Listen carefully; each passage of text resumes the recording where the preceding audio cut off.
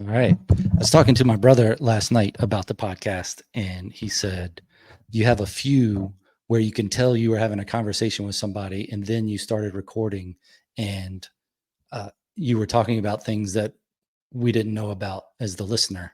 And I said, yeah, that a lot of times, even if you're talking to somebody that doesn't have a that doesn't worry about what they're saying, that doesn't change when they're getting recorded, which I think most people tend to do. If you know you're getting recorded, you probably talk a little different. Maybe, yeah, I think so. I think that's true. And Most so people. then the conversation you have at the beginning and the conversation you have at the end often are better than the podcast. So I hope that's not the case here, even though we didn't talk so much at the beginning. But um, you want the most engaging conversation you can get. But I like to think that I change very little when the record button's on. I've been really conditioned to just be the same person all the time. how dare you? So thank you for being here, Jeff Macolino, writer, podcaster, comedian, actor. What is taking up most of your time these days besides the drinking? Oh well, there goes the number one answer. Right now, I would say at this month that we're recording it, I would say writing is probably taking up the most time. I just recently remodeled the house, sold the house, moved into a new house. So that was basically the last 4 or 5 months of my life for the most part. Um, but I've really, in selling the house, I've got some capital now, so I really want to make my own movie. Starring me as a lead actor, and so I'm really working on fleshing out a lot of the ideas I have and seeing maybe what's the best first one to take a shot at. Well, you got a movie that's out on Amazon already, right? Yeah, I was one of the leads in Women Want Everything, Gotcha. and actually this past Saturday was the premiere of Haunted Happy Hour, just a cast and crew premiere. That should hopefully be out streaming in a couple months. Very excited for that one to get out there too. So I've I've been lucky in a pretty short amount of time to have two big leading roles. Um, I guess I when I get upset that things don't move faster sometimes. And then I also sit back and think, all right, if I had said 2 years ago, you're going to have your name and your face on two different movie posters, you wouldn't believe me. So Mm. slow down. Things take time. Just keep going, keep grinding. Yeah. What's the So you're writing, and is it like a comedy movie, or is it more serious comedy drama, something like that? Is it like a Tyler Perry situation where you got to laugh and cry all in the same movie? Uh, my, I tend to write in a dark comedy place. The problem with dark comedy can be that sometimes you skimp on the comedy and you just go like dark. Hmm. Um, my sense of humor is a lot more, which may be surprised if anyone happened to have seen Women Want Everything. Knowing my sense of humor is not kind of the in your face, obvious joke. I really enjoy watching the more subtle jokes that can go missed by some people potentially, Hmm. than kind of the over the top slapstick kind of stuff. Um, so that's the part in writing that I need to make sure. I don't want to just make a 90-minute movie that just makes people feel bad the whole time. I want there to be laughs in there too. But I can't help. It's just something about my personality, even though I don't think I probably come off that way. I really live in this dark place creatively. Do you, for getting this together, then, are you looking at being the writer and producer of it, or doing the whole thing, or what's your plans? I think I know my strengths and weaknesses enough. I think my major goal would be to be the producer, the lead actor, and maybe a co-writer. I mean, if it flows through me, I'll maybe just write it. I don't think I would want to direct it. just because I can't. I couldn't act and direct. I don't think I would want. So I would want someone with a critical eye watching me act, or I'd be afraid that it would just, be terrible. So I think it's just those things. And then I really know that I need, and I may have been talking to some people at this cast and crew premiere this past weekend about, I'm definitely going to need sound guy. I'm definitely going to need an editor. I need a director. So there may be some people I've recently worked with who I'm hoping to be working with again soon. Okay. So then are you writing your script for it? Or are you still doing outlines or doing proof of concept, storyboards, things like that? Yeah, so right now I can actually tell you, I've got 1, 2, 3, 4, 5, 6, 7. I've got 13 different projects that I have at least written a few pages. Now, some of those are outlines, like in paragraph form of just an idea. Those are very little, but a start. Um, some of those are like 60, 70 pages, which, typically with a movie, you figure 1 page per minute. So I'd be shooting for 80 to 100 pages. So those are pretty close. I just feel like I got to, part of me feels like since I work on so many things, I need someone to come in and take a fresh look at it and say, all right, you're 60 pages. We got probably 30, but we can build off that. So that's where, I might end up hiring someone to kind of co-write and, hold my hand along the process, at least for this first one, because I don't want to stagnate. I want to get something going soon. I don't want to just sit around and say that I'm going to get something going. I think that's the one thing that has been successful so far, aside from the whole moving process.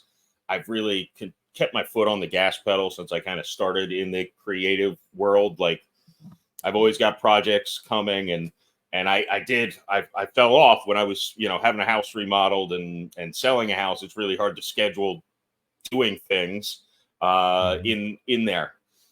So I luckily have a few things that are starting to get rolling, now that I've somewhat settled into a new place. Still not fully unpacked, but close enough that I can get the ball rolling. So I don't want to. I think stagnation is like the enemy of creation. Like, you got to keep your foot on the gas. At least me, because I could sit here and just watch my money waste away for 5 years and just sit and watch Curb Your Enthusiasm and Breaking Bad 50 times, but that's not going to really, that's not what I want for myself. When you're writing, are you writing in a program that does like a script format, or are you doing it yourself, like just in Word or something different? I actually do both. I have a free script writing software, but it only allows, I think, 3 or 4 scripts. So I've got those in there, and I've got other ones in Word. Kind of depends. A lot of times I actually start in Word and then kind of take it over. I start by writing just the idea, the story, the beginning, the end, anything in the middle that I know, and then I kind of just use that as an outline and go into the script software and do it. So Have you written both? Have you written novels, essays, or short stories like that before doing this, or is this the main type of writing you've started with? No, honestly, since school, I didn't, I don't really write any kind of short story, essay, anything like that. I mean, I've done a couple of sports articles here and there for different websites. And when I was in college, but that was a long time ago, I did some writing I worked for the Tampa Bay Rays. So I wrote the game program parts of it and stories and that, but nothing really that remotely translates to what I've been trying to do kind of the last couple of years with actually writing a full, feature. What's your writing space like? Do you have a certain place that you do most of your writing, or do you just write where the mood strikes? It's interesting. and I could probably figure out a way to make it better. The main place I write is my reclining chair in my living room. A lot of times I do best when I put a either Spotify or YouTube, like a music playlist on that. Often I actually specifically cater for the tone that I want to write for. And a lot of times, more music, less words, just it helps me keep in the flow of things. So that's where I end up doing the writing. But the honest answer is the creative process strikes me when I sleep. The most creative I ever was when I went through a stretch of forcing myself to take a 2-hour nap sober in the middle of every day from 10 to 12 or 11 to 1. When I sleep sober, I have extremely vivid dreams, which is part of the reason, frankly, I don't like to sleep sober, because oftentimes 30 minutes in, I'm waking up because my head's exploding with this. And generally, let's be honest, they're generally nightmares, but sometimes they're actually good stories or situations that I end up, most of the ideas here that I have started were based on something I dreamt. So if I need to figure out a way I can roll over and get some writing done without totally sacrificing my sleep. Yeah, I've tried doing voice memos, but that's weird when you start listening back to them and then you get backed up with them. It's more Yes. difficult, I find, because then you got to transcribe them. Maybe if you were using some sort of voice to text thing, which I haven't done, that might be better. But I find when you get the idea, you have to have the discipline to write it down. Because if you're a writer, that's what makes you a writer, is you write. So Yeah. whether you wake up and you're like, okay, I don't know if this is making sense, but I'm going to put it down here. You got to do it. Or you're standing in line at the grocery store and you get an idea. You got to write that down, even if it's just a sentence. Sometimes it's more, sometimes less, a couple words, a couple lines, something a character says.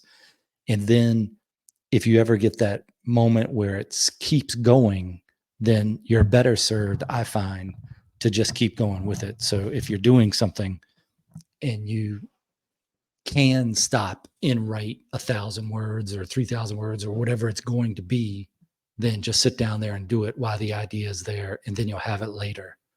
Yeah. Because you'll just to have like a paragraph of an idea, it's good and you can think of it, but if you never do anything else with it, then that's all it is just that paragraph sitting there.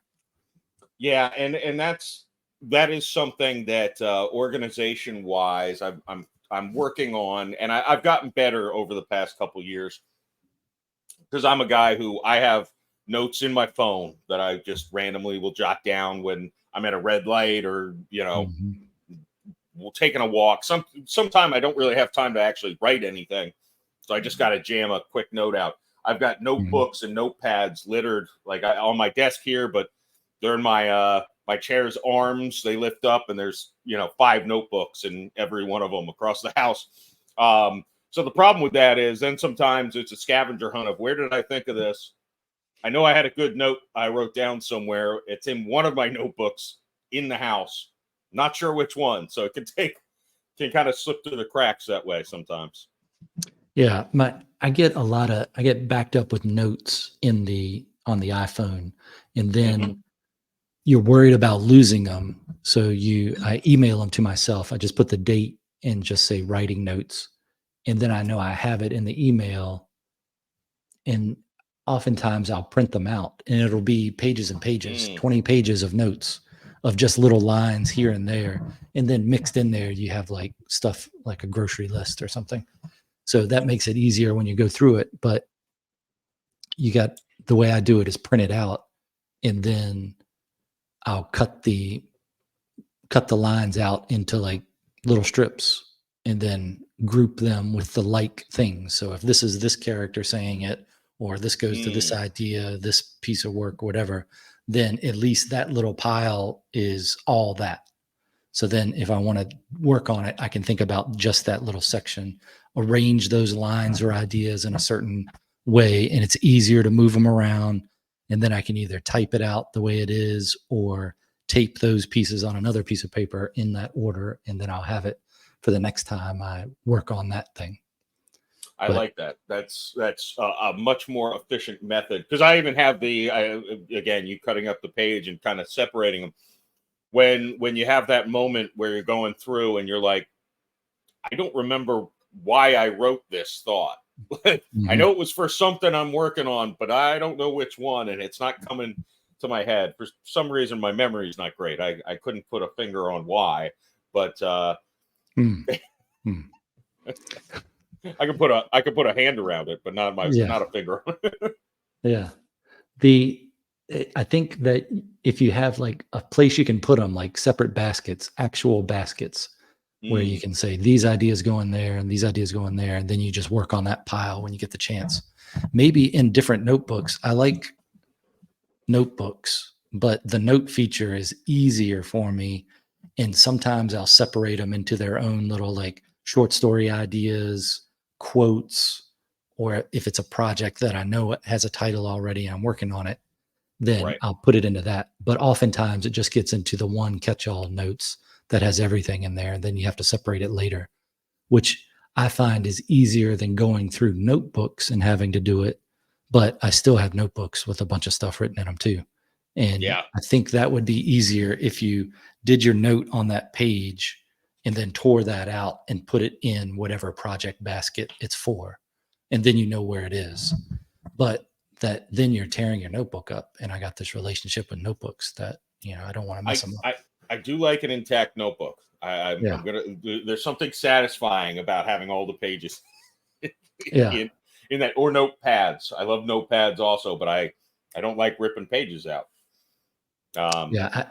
I haven't gotten to the point where I'm willing to do that yet, but I think it would make me work on it more, is like you were talking about before, keep the creativity going and keep, the forward momentum. I think that would help because then you're looking at it in a basket somewhere. It's not tucked away nicely in a book and your mind is just like, I've recorded that and now it's safe over here. Instead, it's in your face all the time. And you're like, oh, I got that mountain of stuff I need to work on. I need to work on it. yeah, no, that's a good idea, and that play. I do feel like part of it when you are basically just you're only answering to yourself with most of this stuff. If you don't trick yourself mentally into making sure you don't just, you know, this, oh, that can wait. Yeah. My creative juices aren't flowing. That can wait until, but if you can figure out little mental things that like trigger you to start working, I really want to do just maybe a dumb thing, but what I really want to do is take a weekend, block it out, just microdose shrooms throughout that weekend, but force myself that whole weekend. All I'm doing is sitting in front of a computer and typing whatever nonsense comes into my head. And yeah, I want to try different things like that and see if that maybe gives me fresh eyes on a stale project.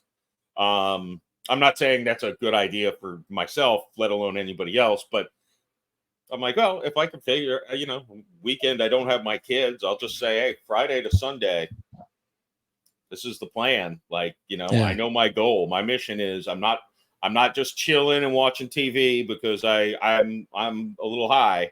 No, I'm sitting in front of the laptop working. That's Yeah. It's worth trying and just see what you learn from it. Even if you get a couple tidbits, I think it's probably still worth it. Like my big thing was trying to figure out how to get into that creative mindset. Like you have a bunch of writers will say you just have to show up and sit there and work on the project. There's plenty of truth in that. But then my other thing is I want it to be fun. I want to think about it because that's what I want to do. And I find that the easiest ways to connect with that, like getting excited about writing, is working out running, something that you don't have to think too much about. You're not counting sets or anything, where you're running, biking, or swimming. Mm. And then those things where your body is working and then your mind can do something else while you're doing it, that I find helps me. That works for me a lot. So I get a lot of ideas running, or if I have an idea, I'll think about it when I'm running and listening to music that I too assign to that project. Like I'll have a soundtrack, unofficial, of course, none of the songs are licensed to it, but I'll have a Right. soundtrack for each thing. And I can still listen to books that I've written and have the soundtrack still in my phone under the title of it and go, oh yeah, I remember all these scenes and all these things that I was thinking about. And you end up listening to the songs over and over because you're like, okay, this scene is this song and this is how I would do it in a movie if I was doing it in a movie, or this is how I picture the action in my mind. And yeah, it's all still there. It's connected to that music now forever. And I think for some reason, if you're doing some sort of physical work while you're thinking about it, that helps too somehow. I don't understand it completely, but kind of like when you're in the shower and you get good ideas, it's that Yeah. negative ions of moving water that make people feel better. So I don't know, get a fountain and sit by that and write. I'm not sure. Yeah, there's definitely a trick to it. And you, I do know my biggest weakness is that I always feel like I'm 200% more productive when I'm working with someone.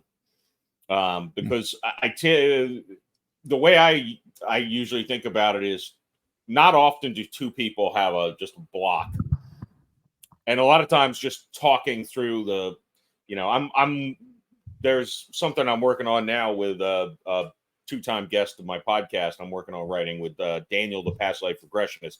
Has nothing to do with past life regression, but we're working on it.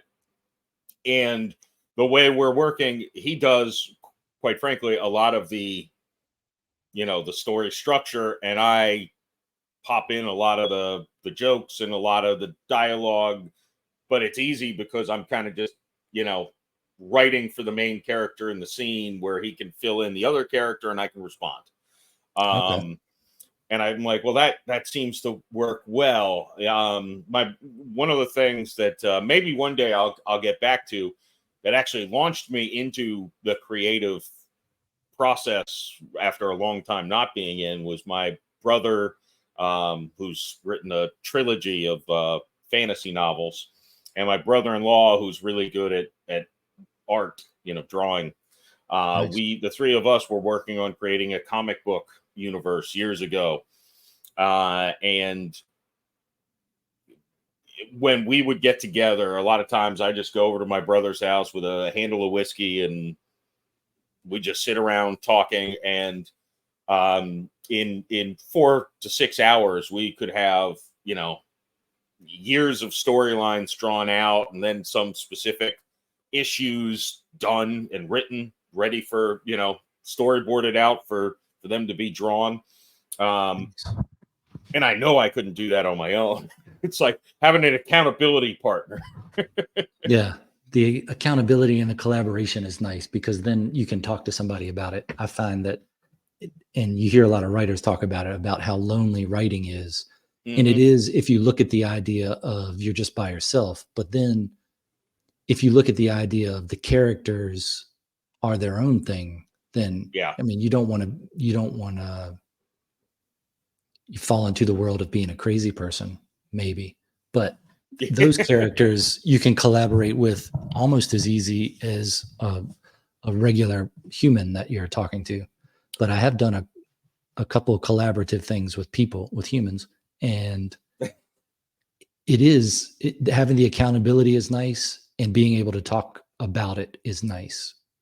You do have to give up a little bit of control, Right. like, and maybe you don't realize that you give that up when you are writing a story about a character, and then the character says to you through their actions or whatever, and you're like, this character is now going to do this, And then that character's like, no, no, no, no, no, I'm not going to do that. I'm going to do this.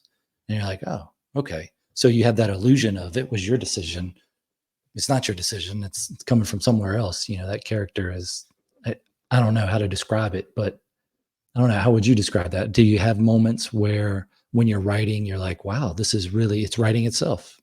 Yeah, this is a fascinating conversation I've actually had with my brother about writing, where I said, you know, a lot of the things I've written, I have a concept and I have characters and I have a beginning and an idea where the story is going to go, but I don't really have a story. I let the characters build the story because I just really love these characters. And I asked him, is that how you write? He's like, no, I have a story in mind. I have a beginning, middle, and end. Then I create characters to make that story happen. I'm like, see, that's fascinating to me. I like to create the character first and kind of let them walk me where they want to go. And he kind of does the reverse, which I've asked a few people this, and I think his way is more common. But I actually really do like the let's just put these characters in this situation that I've created, and how would it work out with these characters that I feel like, and I should be careful with this because they're not based on real people, but a lot of times it's like, well, usually I base a character off me, whether or not it's the one that I plan on playing in the actual thing. Sometimes actually I don't want to play the character based off me because I think it'll be better if someone else does it. But I'll take little things from people I know and extrapolate that into a whole character. Just little things, somebody I know very little about. Even I could say, you know how they're really weird about, you know, the way they drink tea. Let me make this into a whole character. This just their habit of how they drink their tea, which is so bizarre to me. And I sit here and think about it for hours why they would do that. Well, now I've created a whole character based on this one little mannerism of this person that I might talk to, have spoken 5 words to my entire life. So that's how I kind of view it. Is I very much like to be character based as opposed to story based, but I also understand if you that can lead again that probably is, I'll be honest, the part of the problem with a couple of the projects I'm working on is I haven't really let it to where I haven't figured out a way to actually get from A to Z. I'm kind of stuck in the O area. Well, I think that the thing about taking little pieces of people you know or things you've seen gives you the continuity of a character, because you don't want all the characters to make the same decisions, because that's not how people work. But I found one of the best ways that I can stay true to a character is by basing it on an animal I've known. And usually it's dogs, you know. So this is a dog I knew, and this is their personality that became clear to me through knowing them, and maybe also what I've assigned to them from knowing them. Like, you give your dog a voice, and if somebody says something, you respond for your dog, and you know what the dog would probably say, and it's different than what you would say. So Yeah. I like that, and it makes it much easier because you already know it. I'm sure people base it off people they know too, and then you just say, well, what would this person say? And it's ready-made characters. But it might be just coming from that primordial stew of humanity and personalities and souls, or whatever. Where do you stand on the idea of muses and where creativity comes from?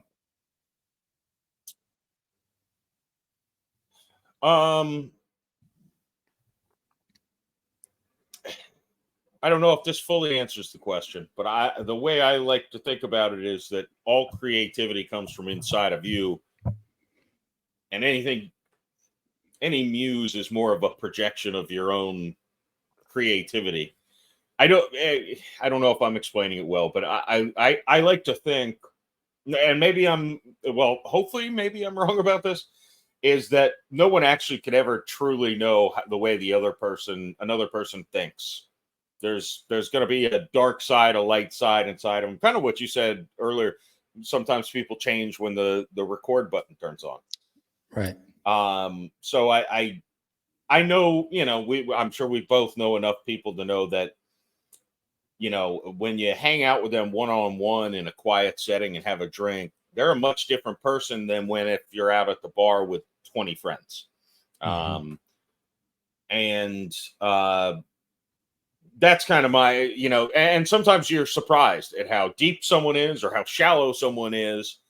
So a lot of times I think in general, it's all just coming outside of you and reflecting back the way you interpret it. Okay. And I don't know. That's it makes me feel bad to say that because I feel like it's kind of cynical to an extent. You never really know the soul of another human being.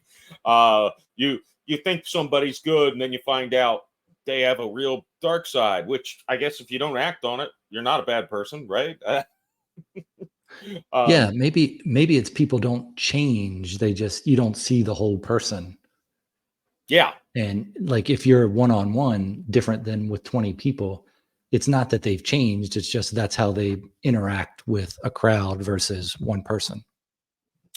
Yeah, it's it's the I think this was something I can't even remember when this came up recently that I was talking to somebody, but talking about different masks you wear, and that's one thing I try really hard because to bring it to me personally, when I went through a separation and a divorce with two little kids, I the days I had the kids, I was one person. The days I didn't have the kids, I was another person. And that can really drain on you when you're again just putting different masks on. So eventually I'm just like, no, I'm going to be the same person. Obviously I can be chemically altered person, but Mm. as far as my personality, I always say, like, I'm never going to lie because I drink too much to keep lies straight. So I can't lie to anyone if I am unfortunately too honest to be. Some people are uncomfortable with how honest I am about things. Mm. But it makes my life easier. But I think most people have this is the mask I wear when I'm in front of the people I go to church with. This is the mask I wear when I'm with these people. Um, and there's nothing wrong with that. It's probably more socially acceptable. um, but the other thing is, I do think this actually touches on a big point that I was obsessed with during the comic book my brother and I were working on. Was I always wanted a big point to be there's no heroes and villains. Heroism is situational. Mm. Like you could be a pedophile who comes across a burning car and saves someone's life. You're a terrible person, but you were heroic in the moment. You could be a wife beater and save a child from drowning. That doesn't you were heroic in the moment. You're a terrible person. And vice versa. You could be a person who's great and something happens in front of you and you cower in fear and run away. Doesn't mean you're a bad person. It means you're not heroic. A lot of people go through life without having a moment of being a hero present itself Yeah, the opportunity. traditionally. Right. Mm. So that was always my thing I wanted to enforce with that is it's not good versus evil. It's all situational. Like, so somebody who, might be everything's going great in their life might be one way, but if something terrible, a car accident or some tragedy happened, you might see that they morph into a completely different person. But so that's kind of how I view people in a weird way too. Is I like to think that me personally, I like to think my morals and ethics will stay the same no matter what the road bumps I hit in life or situations I hit in life, good or bad. But you never. No, and that's I think I like to bring that into my character development is you can be straight laced to the T, but something happens and your world gets shaken. Well, that if a lot of different factors can come into play, and you might do things that you would never think were possible. So that's I don't know. That's probably way too philosophical of an answer, but I like it. I like it. I like the idea of heroicness being opportunity based, and mhm, it's I think that's what it is. So it's yeah, I like it. I like it. The idea of morals, I think, is the problem. Yeah, I think it's the problem because how do you agree on what the morals are, especially in like the modern philosophy of moral relativism and if mhm, society says it's right, then it must be right. And there's a certain amount of that to everything, even if you're basing your ideas on a old religion or old thoughts, that still that is a culture that decided that this was the right thing to do. right. And there probably are, but this is just within my own personal experience, is there are things that you do that are right and things you do that are wrong. Mhm, But that's me. Somebody else that didn't have whatever mixture of everything I had to develop a moral idea could be different. So that's the scary part. You get back to the you never know really what somebody else is thinking. And maybe the scary part also is you never really know how you're going to act yeah. into things, because are you going to have if you have that opportunity to do something that maybe people wouldn't do, most people would run. Are you going to run? Are you going to stay? Or what are you going to do? That's why I liked police work so much, is because the idea was take away the thought of not doing something. You're going to act. So now what are you going to do? And what training are you going to have that tells you what to do? How much are you going to think about different scenarios? No matter how specific they are, they're never going to be the exact thing that you could be presented with. But are you going to have thought about something that's close enough to in the moment you could shift right over to it and take whatever action you needed to, that you could look at later and go, if I had more time to think about it, that's what I still would have chosen. So I think a lot of people don't think about morals. They don't think about what am I going to think about what I did later. And I think that's a downfall of society, is we're not thinking about things like that. Yeah. That is a deep conversation though. Yeah, no, it is. And you mentioned with police, I think so much of it has to be mentally preparing. I'm guessing, I don't have experience, obviously, but mentally preparing for if this goes down, how do I react? And then when I mean it's almost like I guess this is a dumb or trivial comparison, but it's almost like playing baseball.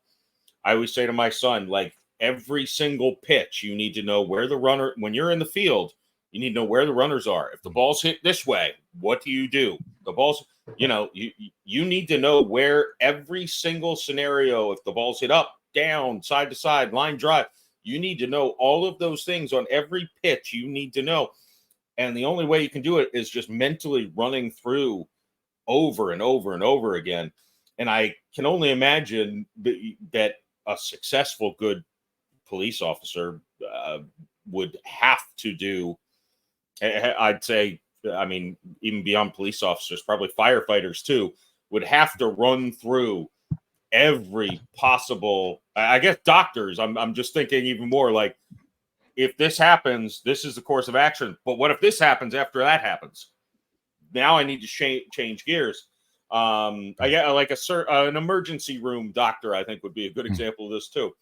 I can't, and it's just mental gymnastics. You have to really just obsess over.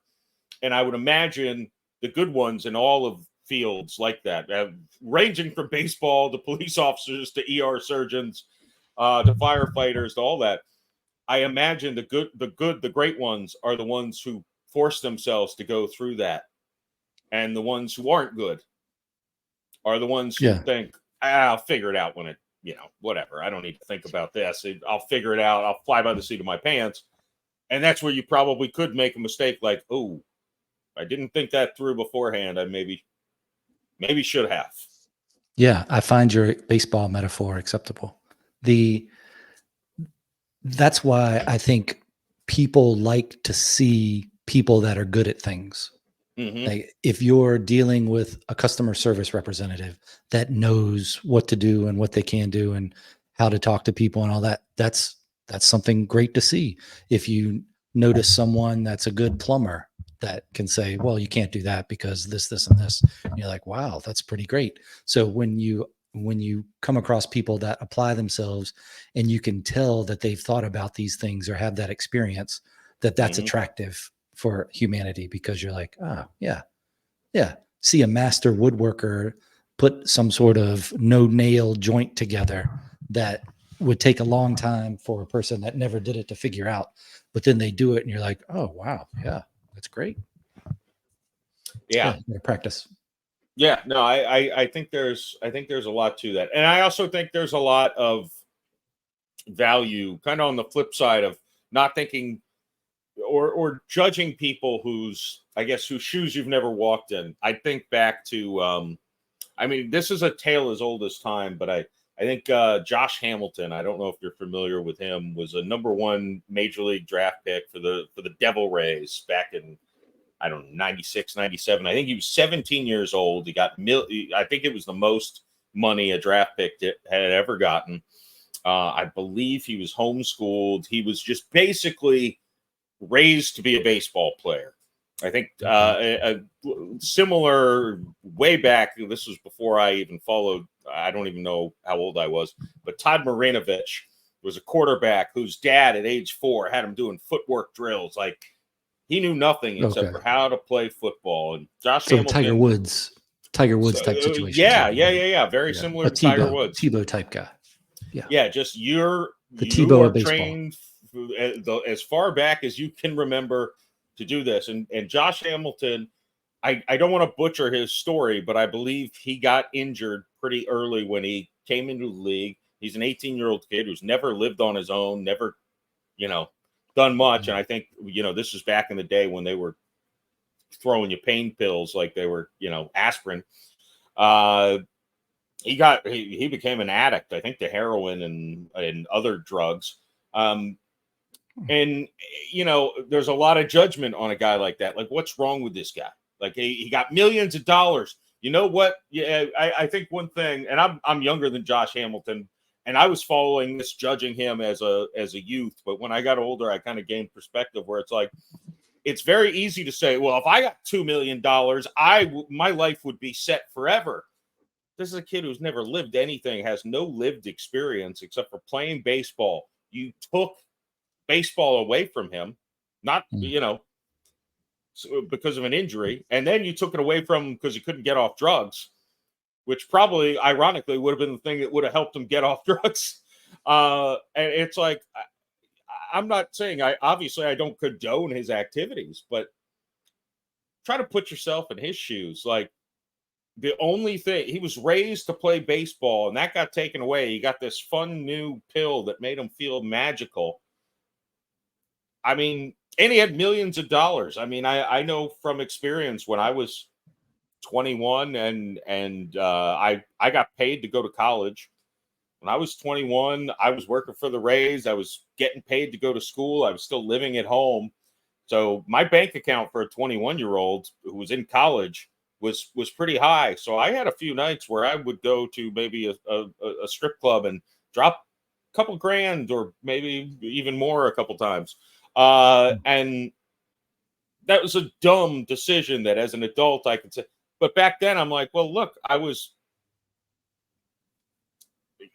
I wanted to have a fun time and I had the money to do it. And I didn't know I didn't know anything about life. I was just, I had one goal in mind, if you catch my drift, and I didn't care what it cost to satisfy that goal. So I think to some extent it's from a life perspective, it's having empathy. Now, Hmm. flipping that on creative, I think that I think that's also a very interesting thing for characters is to throw just a massive, bomb into their life and their plans, and how do you react when your marriage falls apart, you get hurt, you're injured, you get in a car accident, you lose a job that you kind of were banking your future on, which are all relatively common things that can happen to people. I'm sure that all of those happen to everybody, not everybody. They all happen every day across America. Um, and I don't think anyone ever expects or wants it. Oh, obviously, no one wants it to happen to them, but it's going to happen to hundreds of people every day. And yeah, that's where the what is your character, and what is your life experience? How does that guide how you move forward? So it's I guess this is a fascinating character development discussion, really. Yeah. I think when you think about character, you also think about your own character Hmm. and how you've handled life. And then you think about, well, how am I going to get this character in this fictional thing to do something? And what's going to be their motivation and what's going to be believable? And then that old adage of write what you know, you're going to have to use situations you've been in, things you've reacted to, things you've learned from how you reacted to what you've seen other people do. And so then you start thinking about character traits. And I think if I was making a list, probably when I was 18 and probably now, it would still, the top character trait that I would want for myself would be courage. And Mm. then empathy, I think, is what I was working on the most in policing, because I didn't want to be the robot police. I wanted to understand, and I use robot in a derogatory term just for any AI in the future. I'm sorry about that. But the idea that you got to put yourself in somebody else's position or try to look at it from their perspective to gain a little bit more insight.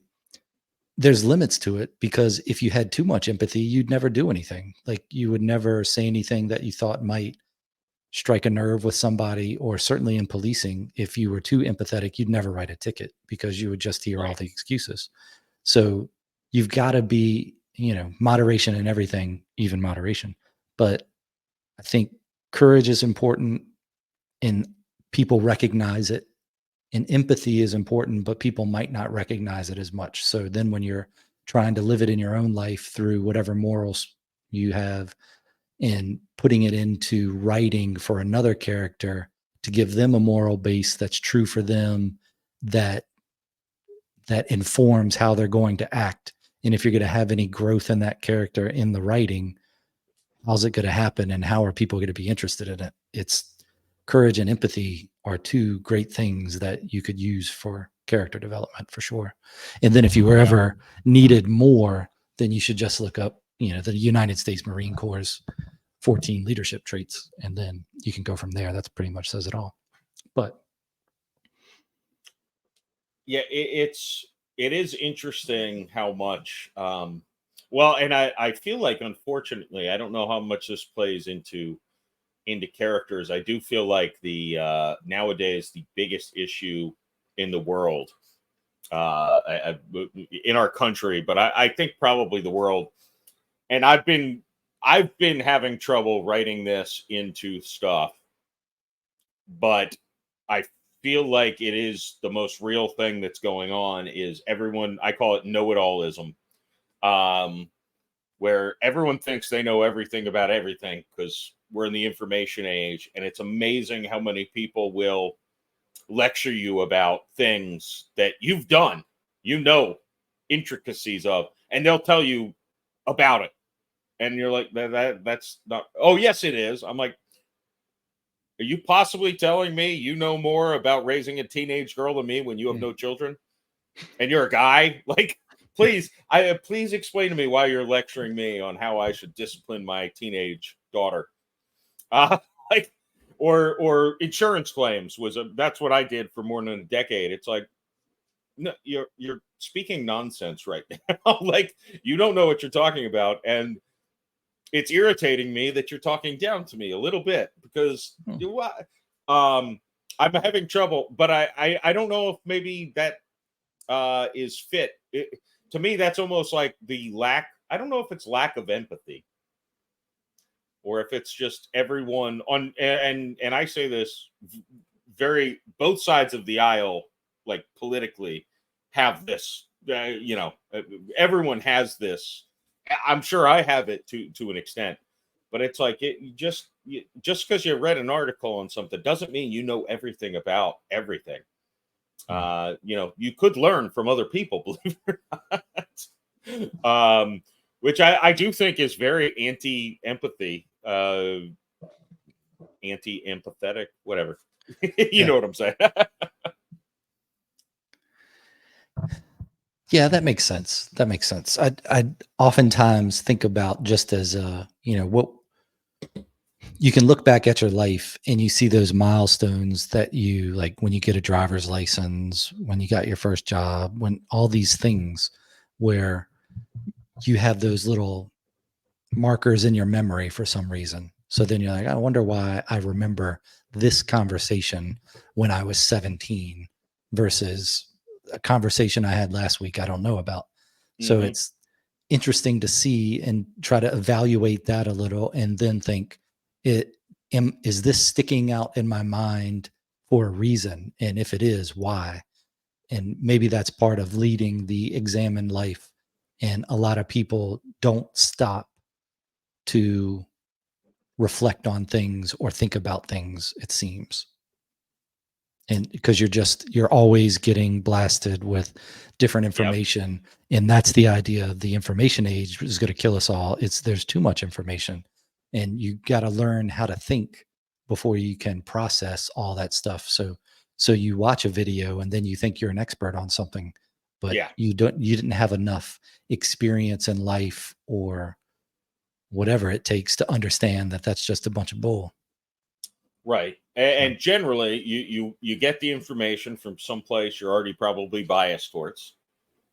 If I want to prove that being a vegan is unhealthy, do you think I'm going to go to Vegan Life YouTube channel? I don't know if that's a real YouTube channel, but you know what I'm saying? I'm going to go to Carnivore Diet YouTube channel and say, here's why eating meat's healthier than vegetables. Because that's the point I want to prove. And it is, you're right, though. It is just a blast of information, whether you want it or not. Sometimes you'll just get things that are like, oh, this is interesting. You'll read it, and then you'll think you're an expert. Advertising works. Yeah, it does. It does. And that's one thing that irks me with.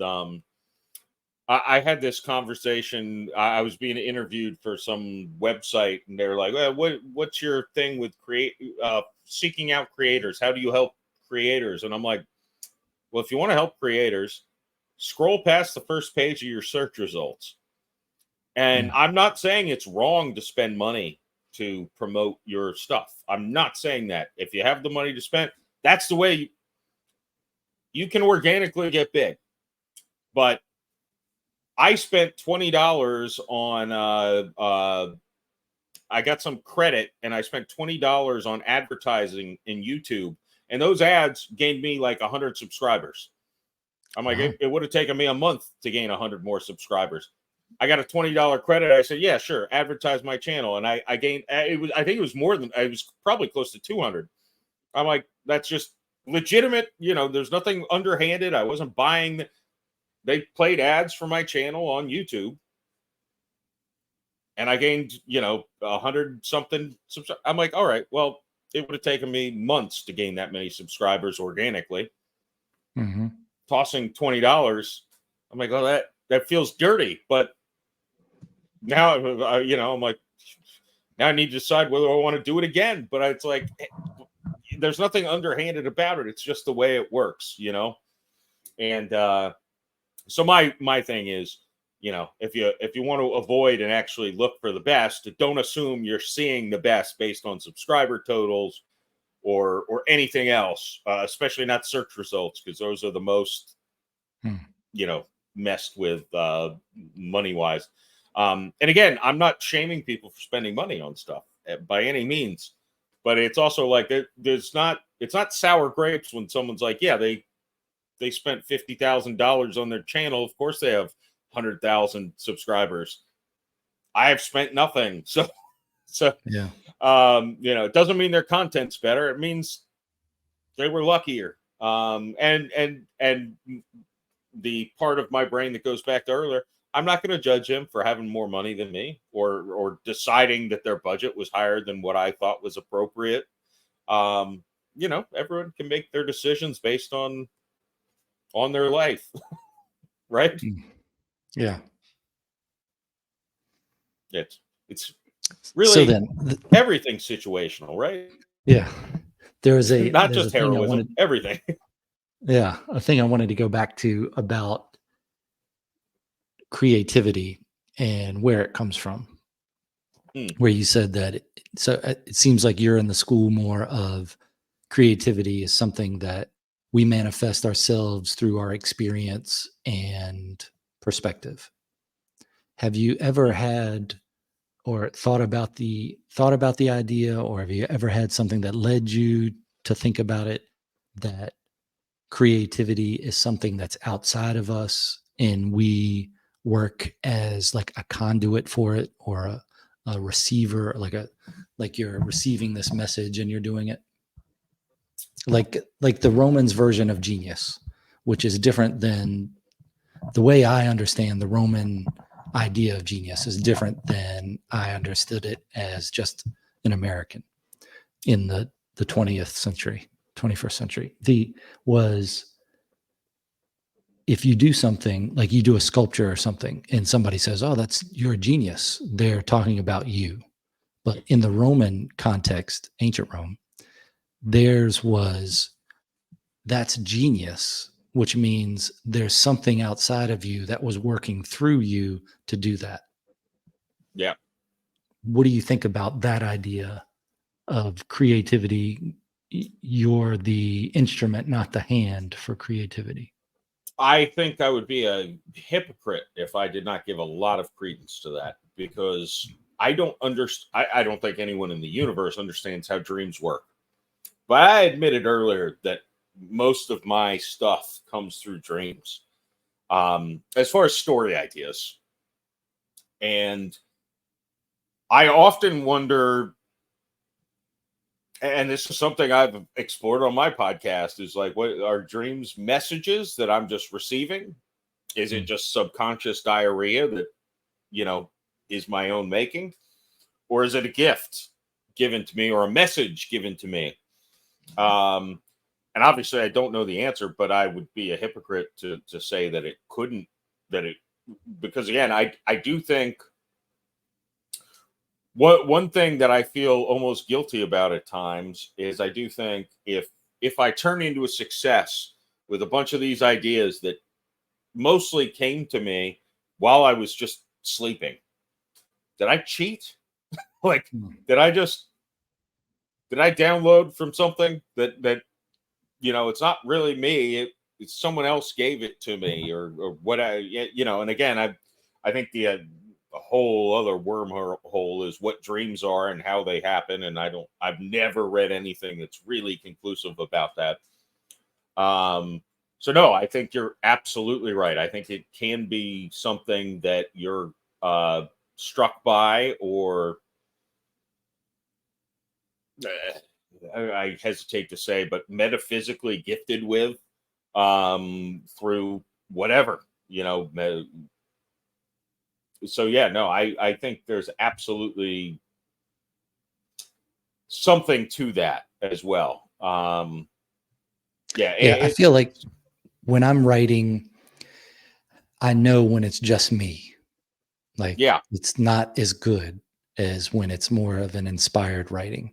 And I don't know if it's the inspired is just things line up, or if you go back to the idea of you just have to show up and do the work and then it'll show up too. And I think that shows up is something that's working through us, whether it's a more divine type ethereal thing, or whether it's our connection with whatever it is we are.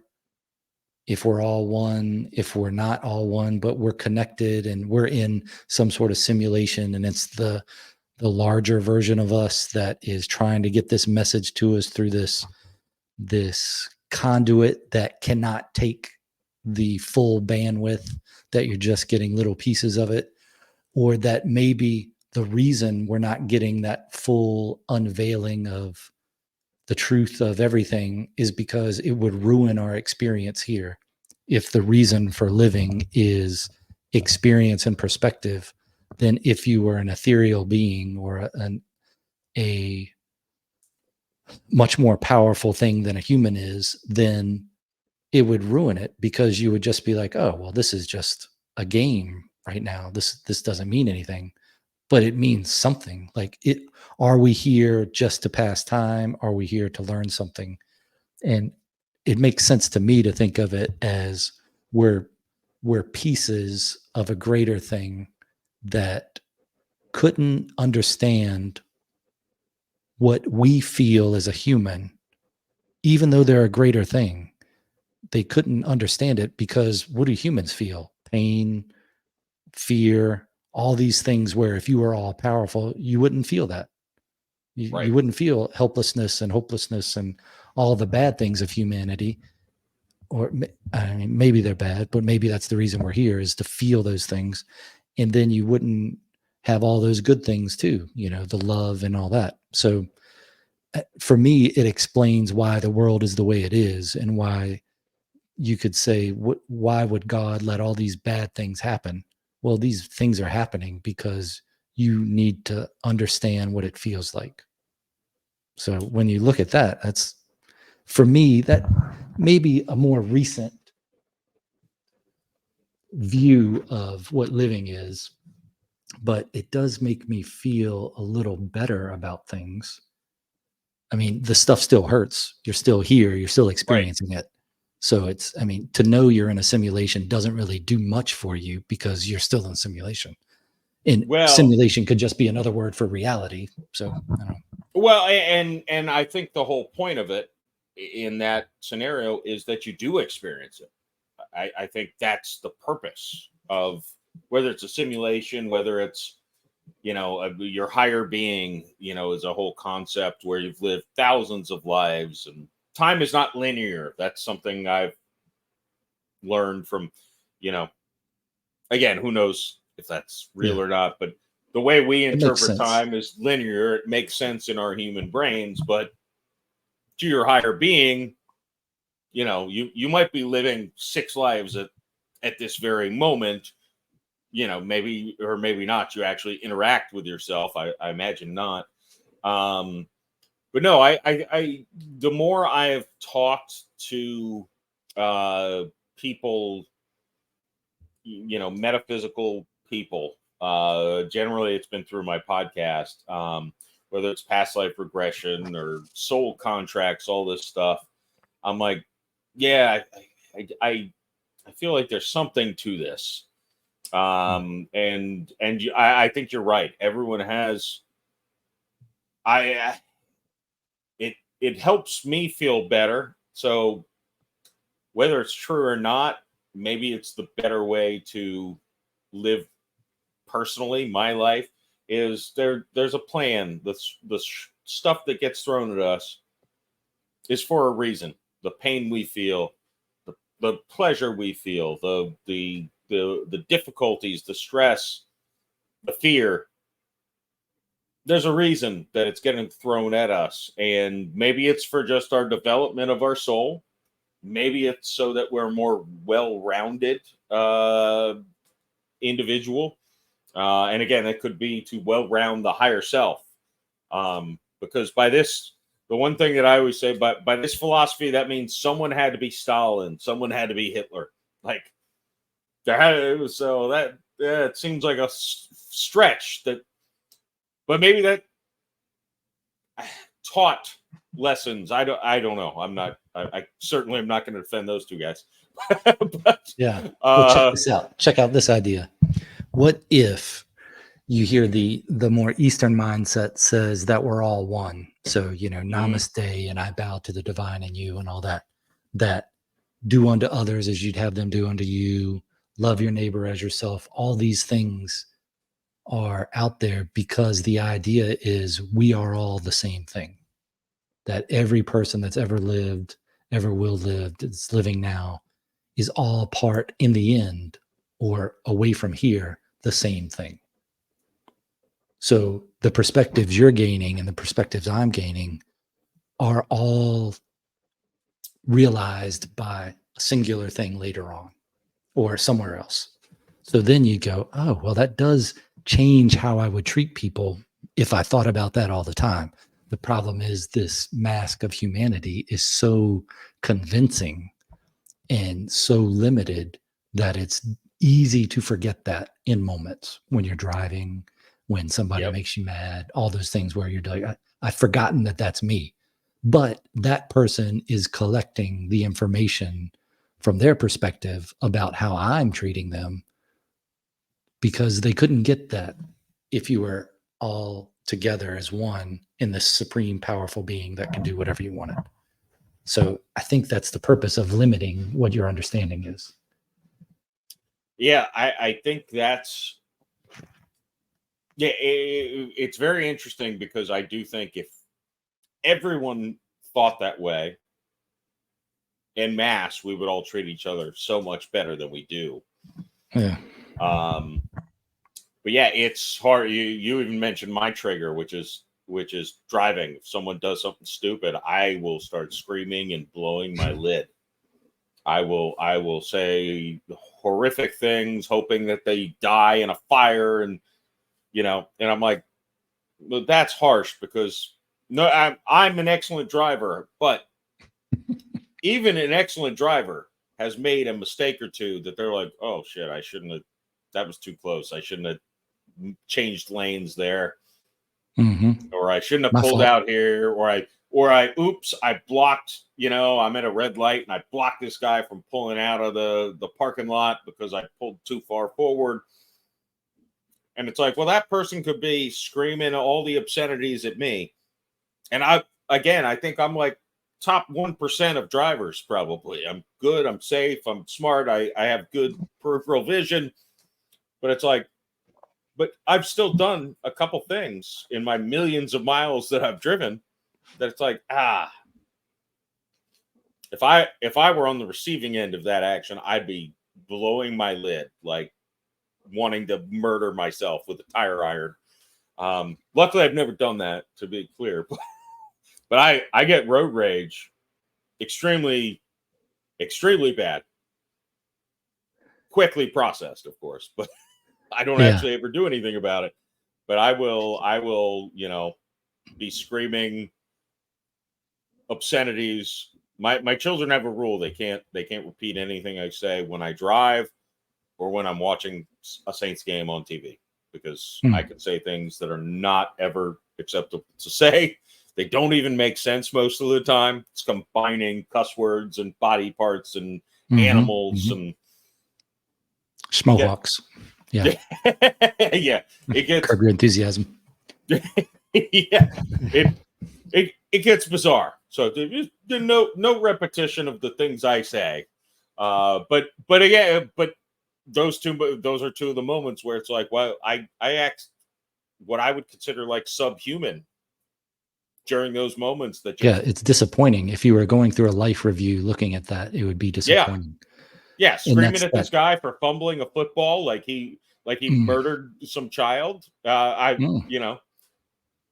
And frankly, if that same player murdered a child, I'd probably be like, I still more. Did he catch the ball though? Yeah. What the hell's wrong with what? If he's going to murder kids, at least could have helped the team. And that's terrible. But I'm being realistic. That would be the thing that would go through my head right away. Is like, I think that's the design of the human, though, is if you made empathy too strong, then you wouldn't have the human interaction that you have. That we're just animals out here trying to deal with things with limited information and dealing with this chemistry that's going on inside the human body. A Yeah. couple of ways for road rage that I think that I've used is, one, I've written in my life thousands of traffic tickets. So that probably helps because you see something wrong and then you take action. But not doing that anymore, I think of, well, I need to give myself more time than I did to get to this place. And I'm not really upset because of that person. I'm upset at myself for not giving myself more time because I should expect schmohawks like this to be out here doing the things they're doing. And then the other way is you just plan on those people, other people out there driving, doing the things that you're good at. You could say, wow, I bet this person's going to pull in front of me now. And then they do. And then you can take that as a little victory because you knew that was going to happen. You know so what? Now you got to keep driving the right way. That last one actually very much inspired me to look at it like I just bought my son a Nintendo Switch, and we've been playing Mario Kart on there, and I kick his ass almost every time. But in Mario Kart, if you're winning the race, I don't know if you're familiar with Mario Kart, but I'm not. You're going to get pounded with stuff that just you're going to get attacked from people behind you, and you're going to get blue shelled, which is just a heat-seeking missile for the car in first place. Okay, blows you up, you get set back. So like I Candyland. Yeah, so that the attitude of I'm driving, I'm a great driver, I'm in first place. Shit's going to fly at me if I can avoid it. That just makes me I want better. Even better. Yeah. Try to get that space bubble when you're out there on the road. And what I used to, a part of when I was a trooper in Virginia, we used to do these safety talks. And usually it was to the military because I was in Virginia Beach. And you'd have, like, before they go on a 96 or, any holiday or whatever, you'd come in and talk to them about drinking and driving and things. But you'd have to keep it entertaining enough to where people would pay attention. And then I always thought about that, whether it's teaching or talking in front of a crowd, it's what would I listen to versus what would I zone out of? So you got to make it exciting enough. But one of the points, and this might not be an exciting point, but one of the points is we would talk about following distance. And you'd say, you need to have 10 seconds, about a car length for every 10 miles an hour you're going. Mm-hmm. In following distance. And people would be like, and then I would say, so in Virginia Beach, Norfolk area, that means you want about 10 car lengths between you, in the car in front of you. It's because you're going 100. And then they go, well, somebody's just going to get in front of you if you leave that much space. And I was like, yeah. And then you have to adjust your speed so you have the proper following distance again. And they're like, yeah, but then that's all you would be doing when you're driving. And I said, that's all driving is. Yeah. It's not running into other people and getting where you're going. So yeah, it's when I used to do bumper cars, even as a kid, my goal was not to hit other cars. It was to not get hit. Nice. And if everyone had that philosophy when driving, I think we'd be pretty good. This is the most orderly bumper cars we've ever seen. Everyone is just I just used to like weave is he around. Hand signaling? Is he signaling his turns? Well, it would be the most boring bumper cars ever if no one ever hit anybody. But my philosophy was like, I'm going to see how many people I can avoid. Like that was what was fun for me. Maybe that's why I'm a good driver.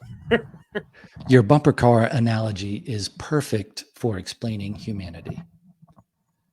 That the idea we're here to experience the pain and the good and bad, all those humans' emotions, that if everybody was so empathetic and so nice to everyone else, it would be a paradise kind of, and everybody would just get along. It would be like that bumper cars where nobody's bumping into each other.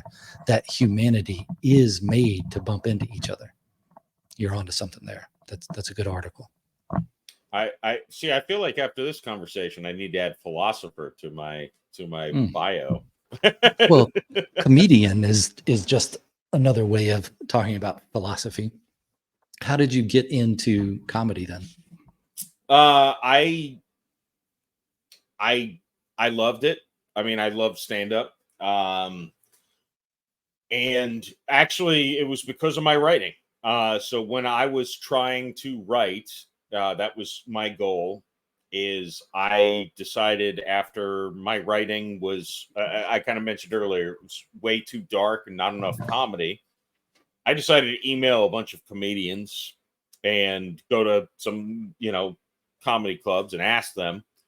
And they're all like, "Oh, every good comedy writer I know does stand up." They're like, they're not generally good at it. They don't need to be good at it, but it's good for finding your voice and writing those jokes. Help you write jokes for the comedy. And then that's also when a lot of them said, "Oh, start a podcast. You'll find a voice. You'll do." So that was really the inspiration for both. Was I was a writer who wanted to get better at writing, and then I got sidetracked by stand up and podcasting. And their advice is absolutely correct, because I still look back. I haven't done stand up in probably year and a half, 2 years. And I still look back at some of the jokes, premises that I wrote down, and those absolutely, I'm like, oh, this will pop right into this script. Like this just adds humor. It works for the character. It's perfect. So I loved observing and watching stand-up comedy. Performing it, depending The on necessary the night. evil part of it. Yeah, that was part of the struggle. I didn't mind being on stage. It wasn't a stage fright thing, but when you've got, although again, I do see why this is absolutely a great tool for someone who's writing something comedic. When you go on stage and you've got this genius joke that you think's gonna just take the house down, and you deliver it, and just people look at you with blank stares. There's nothing where like I've experienced some terrible things in my life. Nothing is worse than like your body just your soul just falls out of you. You're like, You're what? collecting those experiences and perspectives. That's why you're here. That's why you're here. Yeah, it is. Put them in the It basket. is rough. Now, by the flip side, when you just knock a joke out of the park, and nothing is more euphoric. It's like, this is better than sex. At least the first couple times the way you do it, right? but it's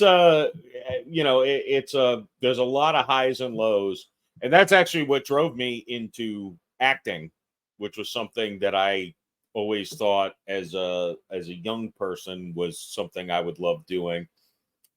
I just thought, it's better than going up on stage and potentially eating shit or killing, either one, based on stuff I wrote. You know what I won't take personal is if I'm saying someone else's words on camera, and if they fail, I'm like, well, they wrote the joke. I just delivered it. Like, it's not my fault. So it was kind of a hall pass, I feel. That's where you're coming out with that lack of courage again. That's tough.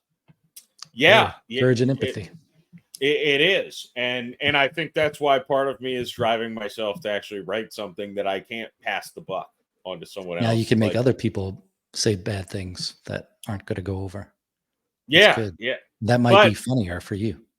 It will be, for sure. But in fairness, I do think I will start going to at least going to open mics,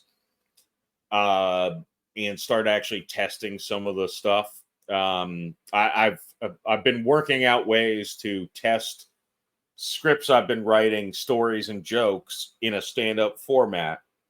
Okay. And I'm like, I feel like that might be a good way to kind of test gauge whether this is actually funny or not. We'll see. I don't know. I don't have a verdict. I've been kind of working on some stand-up based on some of my script ideas and stories that I want to write into some of them. And they're not, they can't be word for word, obviously, because it's not a, you know, a 5-minute monologue. But I'm like, I feel like I can, I'm transitioning some of these so that I can spit out some of the jokes that I have, you know, thrown in as one-liners, and some of the stories that, you know, you can kind of just tell instead of act out. Mm-hmm. Well, you can maybe act out some of it, but so I'm kind of trying to marry the two a little bit here. Is that's kind of a part of the reason I've taken such a pause from stand up. Is I do like acting more, and in fairness, I do think you can be as vulnerable as an actor as a stand up. Like, you do things that you'd never do in real life as an actor, and I haven't done many things, but I've already been like, hell, there's a scene in Wim Won Everything where I rip my shirt off. I'm not a thin guy, so I don't rip my shirt off ever. And in that scene, even rehearsal, I'm like, yeah, I'll take my shirt off. I'm not doing it now. I'll do it when you say Do it action. live. Do it live. Yeah, Yep. and I had to do it 12 times and cut, and then I, you know, walk back like covering my stomach, like, you know, get my shirt back on quickly as possible. But I had no, you know, again, to me, I'm like, well, that was vulnerability. That was, maybe that was a little bit of courage. I mean, maybe it was something that anyone who watched the movie said, I wish that didn't happen. But it is, you know, I do like that I do have, although again, in rehearsal, I am like, I'm gonna go 40%, maybe 60%. You gotta wait It's till like you're action. sparring. Yeah. Well, yeah, it's, I have a real hard time with rehearsals. Not just because I'm like, I really want to save it for when it counts. I don't want to do something crazy in rehearsal that was like, hold on, what's going to happen here now when we actually shoot this thing? And I also want, I know, at least for myself, I'll say, as an actor, I don't want my co-stars to shoot their shot 100% in rehearsal either, because I want to be able to react to what they do in the moment.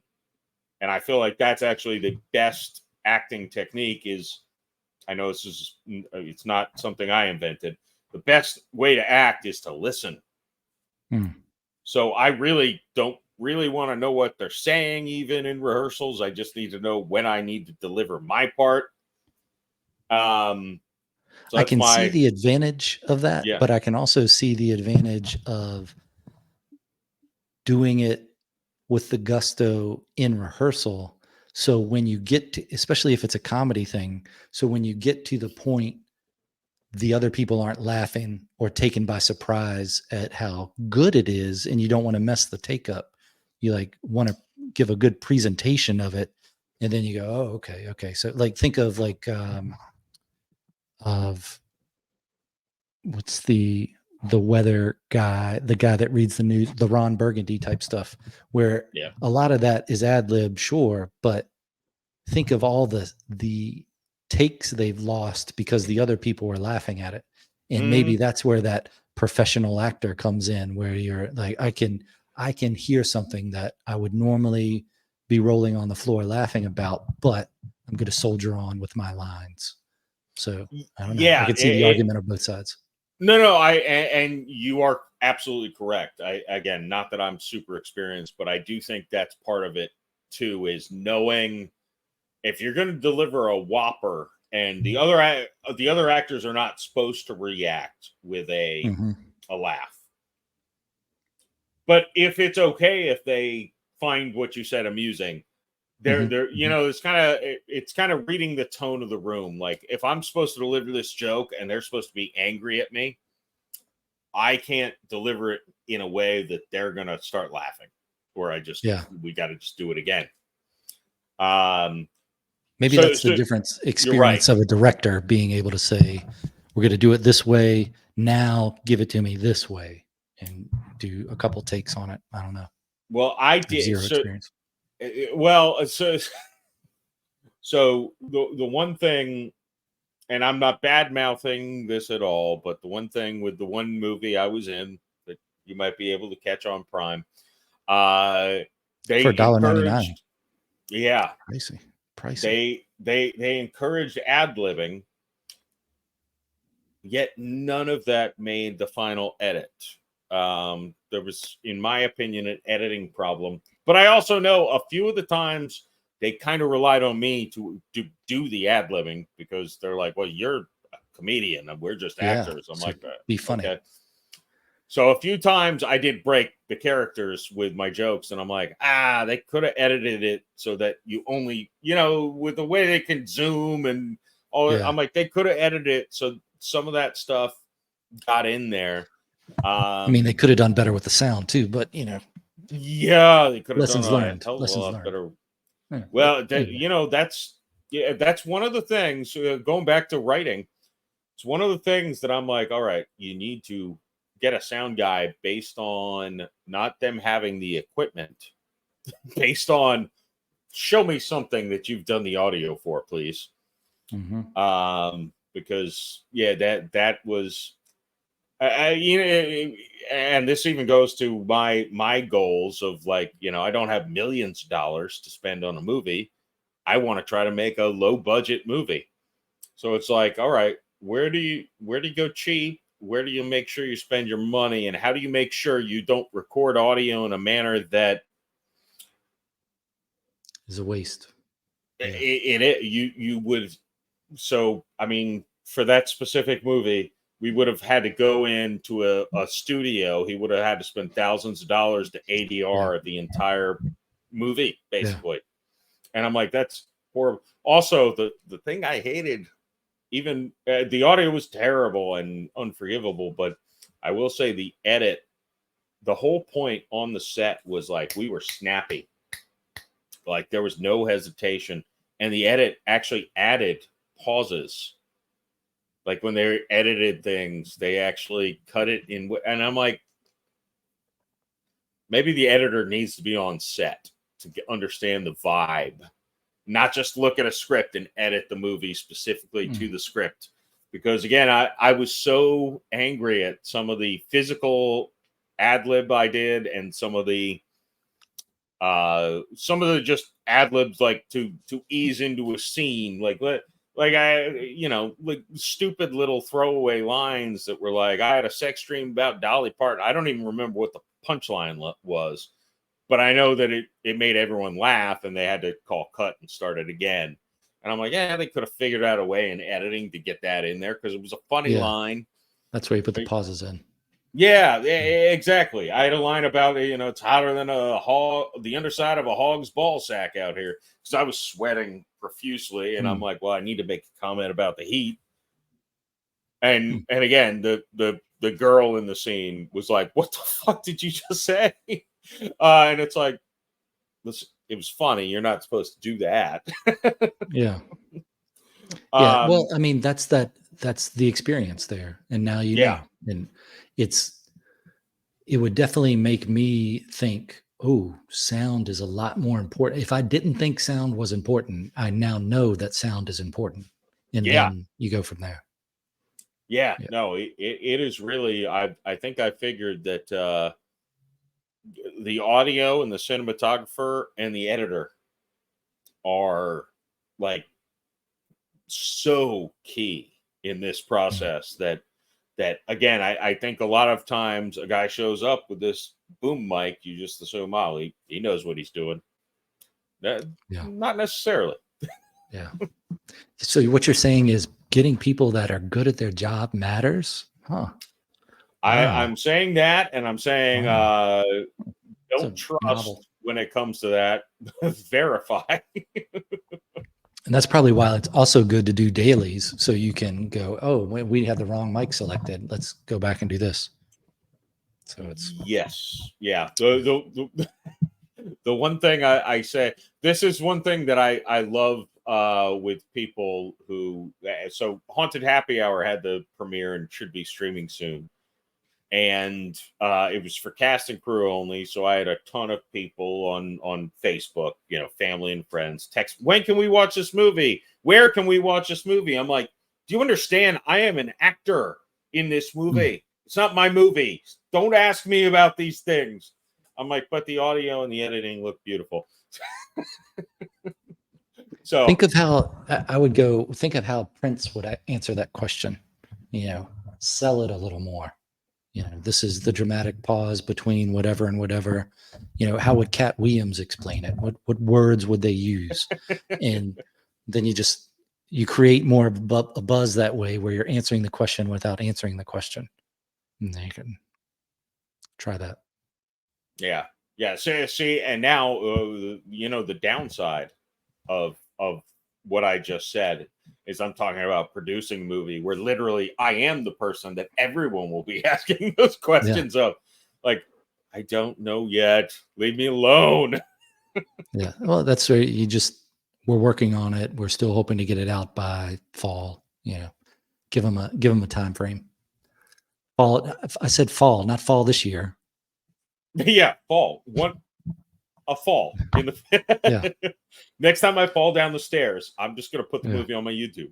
That's Would you think that as an actor you are a method actor, or what other type is there? Like, are you thinking, what is the motivation of this character? that's a interesting. It's interesting to think about because I definitely don't consider myself a method actor, but I definitely also have some instincts that are like half measures to that. So Women Want Everything. I had a Southern accent the whole movie, and I was playing a character who was not like me. So what I did, I'd hop in the shower the day before we'd shoot, and I would have country music playing. I'd drive to the set, I'd have country music playing the whole time. And I didn't even do my accents. I don't know if I did it in rehearsal or not even. Like, I was on set, I talked like this. Then I went to that accent that I did. I don't know what dialect it was, but whatever Southern accent that came out. In Haunted Happy Hour, so I'm a brewmaster in that movie, and I kept asking the guy who owned the bar, "Can you teach me how you clean the glasses? I'm like, I know how to pour a beer, but yeah, how does a bartender do the beer out of the tap?" So I was asking a lot of questions because I wanted to be. I looked up how to cut fruit correctly, as a bartender. So there was a decent amount of preparation, and I did have a backstory in my head for the character. What was his education level? What was his, what things really pissed him off? And I do think, like, I don't know if any of that was necessary, but and look, on set, I was not him, I was me the whole time. And luckily this character is not very far from me, just the way I interpreted it. He had a little less education and a little more wanting to prove he wasn't dumb or something to people. That was really the main differences. The voice was the same. so that helped. But no, I think there's a combination kind of I'm definitely not a method actor. I'm definitely when you say action is when I will be the character. But I do think I do it thus far. I've done a good amount, a high percentage amount of preparation to make sure that I knew a lot of the intricacies of the character. And little things like I'm a very fidgety person. Like, I'm constantly doing this and yeah, I make sure when I'm acting that stuff goes away. Unless, I mean, eventually maybe it'll be part of a character, but I really try hard to avoid my personal like moving around like a third base coach. yeah, my fidgetiness. That was actually one thing, and nobody in the entire world will ever notice this. But there was a scene in Haunted Happy Hour where I'm leaning on the bar, and I noticed my finger started doing this a little bit, like it was just tapping the bar because I wanted to fidget, and I was just not doing it. So I was tapping the bar like this, and it's in the bottom of the screen. You barely noticeable, like, and it's not probably as fast as I was just doing. I'm like, no one's gonna know, and even if they do, they're not gonna think anything. But I know, watching that, I was wanting to like start like moving around, adjusting my clothes, scratching my hair, or so. And I'm like, that was bad. I can't do that. Somebody will look at that in a film class in 20 years and be like, look at where he was showing the impatience of the character in the finger tap here. And then some other person will bring this in and they'll go, no, he wasn't doing it. He was just fidgeting. And then it'll be a whole he just thing really in wanted to film pull appreciation. He really wanted to pull his jeans up because they were starting to slip. It was probably something like that. Yeah, I would think that understanding the motivation for a actor that is a writer would be important, because that's what you're doing all the time as a writer, is thinking, what's the motivation is, but whether you put it in those words of what's their motivation, but you're thinking, why is this person doing this? Are they going to, how would they do it? What are people are they going to believe it or not? And then you get those people that read your stuff, whether you have like an ideal reader or just like a test group or whatever, and they read it and they go, I just don't care about this person. And you're like, oh man, I've fallen short as a writer if I wanted you to care about them. Oftentimes I get the information from people that say, I don't really like this character. And I go, that's right. It's not the point to like them. But hopefully you still read on, even though you don't like them, because that thing you were talking about earlier of no real good and evil, or no good, it's just the opportunity for heroism. I think in my writing, if you look at what a recurring theme is through everything I write, whether a person could look at it and go, I don't see this theme at all. I see it when I write. And I didn't think about it until maybe a couple of years ago. And I was like, wow, all these are connected with this idea, which is the idea of good and evil. And my thoughts on it change over time, as I think most people have things they change about over time. But I think good and evil is a spectrum. Like everything is a spectrum. And maybe it's even more of a ring or a disc, in that you can put yourself, it's all on this. If it's a dinner plate, good and evil are all on the dinner plate somewhere. And it's where you are at that moment as to whether you're good and evil. So the big like existential question, or the big question I look at, is how much good can defeat, how long can good defeat evil before good becomes evil? Like, how much overpowering destruction can you rain upon somebody? And I know that has a current event idea, but whether you're talking proportional or whatnot, but I'm thinking more of on a, ethereal God type thing of, if you destroy everything, is that evil? And if it's not, is there good and evil? I think there is good and evil, because I've met a lot of people and I've met some evil people. And as a side note, I think the thing that scares me more than evil is weakness, because that just lets the evil run rampant, and there might not be a lot of it. There's just a lot of weakness that lets it happen.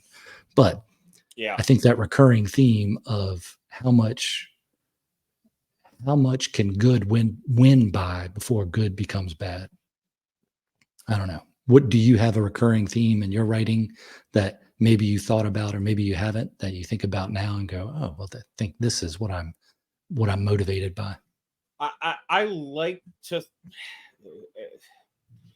I don't want to compare my characters to the Tony Sopranos or Walter Whites of the world, where they're objectively bad, but you still want them to win.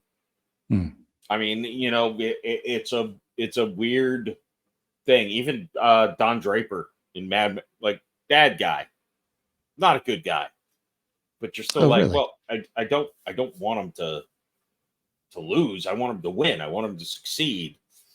Um, it's I like to egotistically, I like to classify myself as one of those people.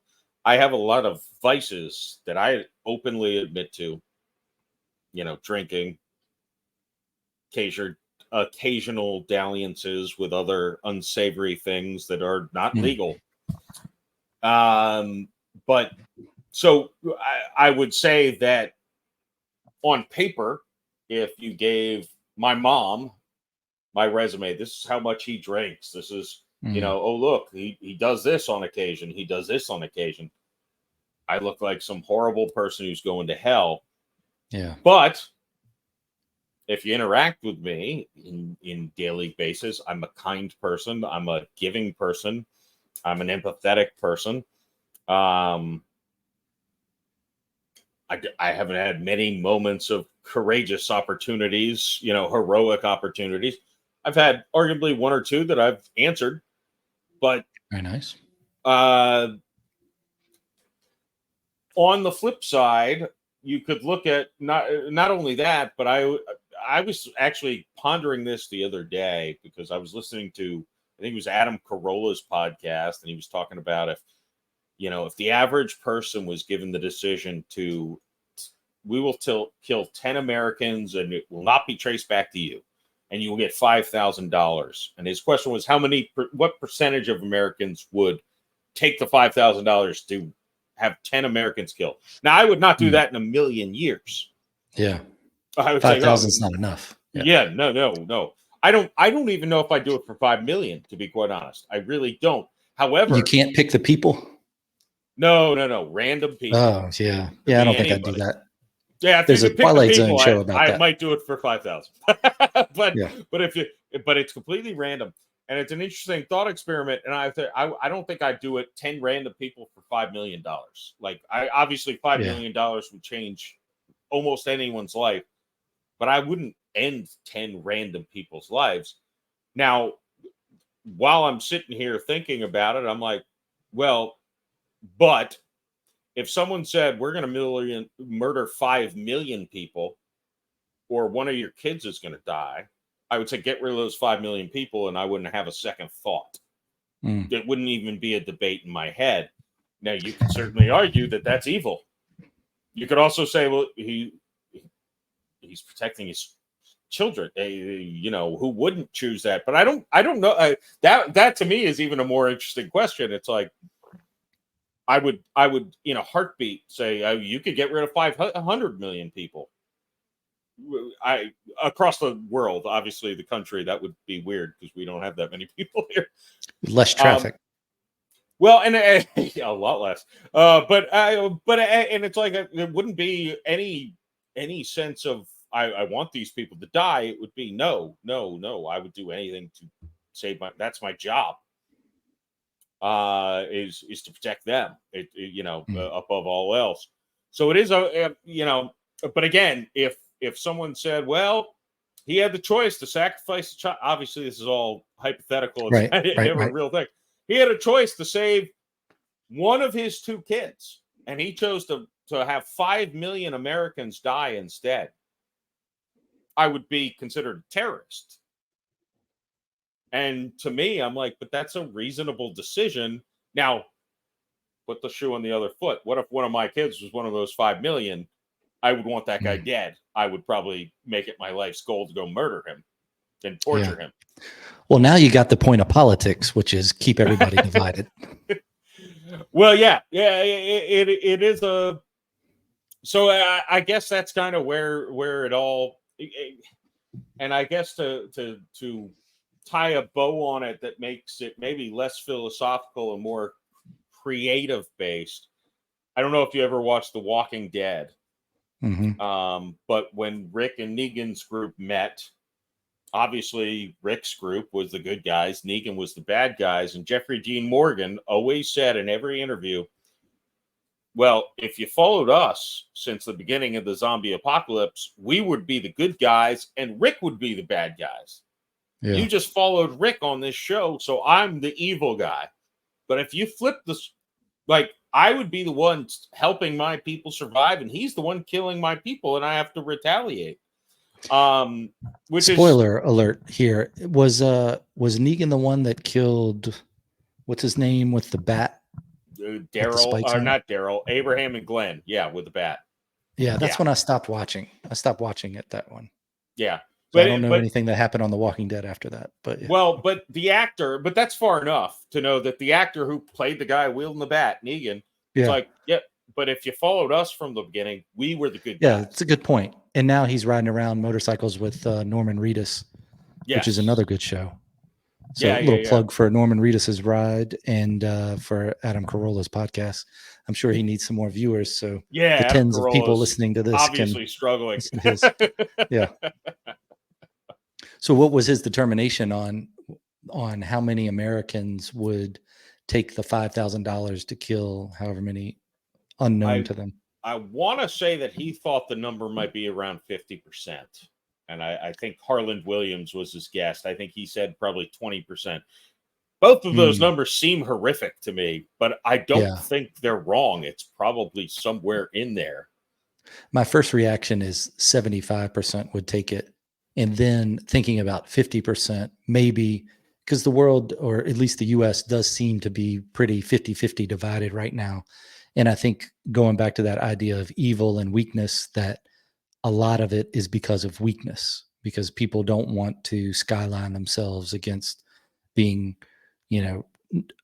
kicked out of whatever their community they'd figured they're a part of. But yeah, that's interesting. Yeah. There's a movie, a Twilight Zone show about that. I think that Ashton Kutcher did a movie about years later, but I remember the Twilight Zone one where the button gets delivered to the lady and the guy says, if you push this button, we'll give you $1 million, but somebody you don't know will die. And the whole show was her agonizing over this. And she threw it away. And then eventually, here's no spoiler, she threw it away, but eventually she goes and gets it and presses it. The next scene, the guy comes walking with a briefcase, gives her the $1 million, and then takes the button and says, this will now be given to someone you don't know. Yeah. So, she's next is the idea to be killed. No. Yeah. So it's, whenever you start to deal with like genies and like the monkey paw story, which you can look that up if you don't know what it means, if you're watching this, but that whole unintended consequences of things makes me think, let me just not put that out into the world. Let me just live like I'm living, even though there's probably plenty of bad that can befall anyone without their input. It's still, I don't need that on me. Yeah, no, I to my knowledge, I have never ended a life, and I would like to not do so in this lifetime. Oh. Well, the world might be a better place if, when you know that you really want to kill somebody, that you just do it. I don't know. I'm not endorsing that. I'm just thinking that. Well, look, don't put it off. I've made it clear that, again, and this goes back to what I said earlier. I always said, well, you want to take a turn for the morbid. I always said, if both of my kids died in some sort of accident or whatever, don't send anyone to my house except for a funeral home to pick up my dead body. I'm done. Like, there's no talking me out of it. There's no counseling. It's done. Even with the idea that you're here to collect that experience and feel those feelings, that's the point of living. That's what you signed up for when you were coming into the simulation. Yeah, I'd be out. Except if there was vengeance to be had, I would do that first. It'd be easy to turn into a vigilante, I think. Yeah. Yes, that's why that resonates with so many people. Yeah, if a drunk driver killed him, I would make sure I found that drunk driver and well, this will now be played in court. Yeah. Oh, yeah. I'm happy. I mean, purely fictional here. Purely fictional. No. Yeah. No. It can be played in court. I'm cool with it. My intentions are known. So, but again, I think that is, I think, I think anyone with kids, maybe not the automatic suicide part, but I think anyone with kids might have the same, like, well, that doesn't make them a bad person. I'd do the same thing. Mm. Now success in that is obviously unlikely Yeah. to happen. And to get into the philosophical part of it, that is why humanity won't get to the point where everybody's so empathetic and treats everyone as if the way they want to be treated, is because all it takes is one of those things to happen to start a chain reaction of just destruction. And maybe that's why we live in a Yeah. fallen world. It's because it's just those continual churn of human emotion and life. Yeah. Well, and I think, well, to an extent, I think forgiveness, which is a great thing, is a curse, because I mean, I'm sure you know this, is that, like, most crimes are committed by a very small percentage of people, like violent crimes. It's not like, well, everyone does it sometimes. No, there's a very, very small percentage of individuals who are just not meant to live in society. Hmm. I'm not sure what lesson they're learning. Yeah.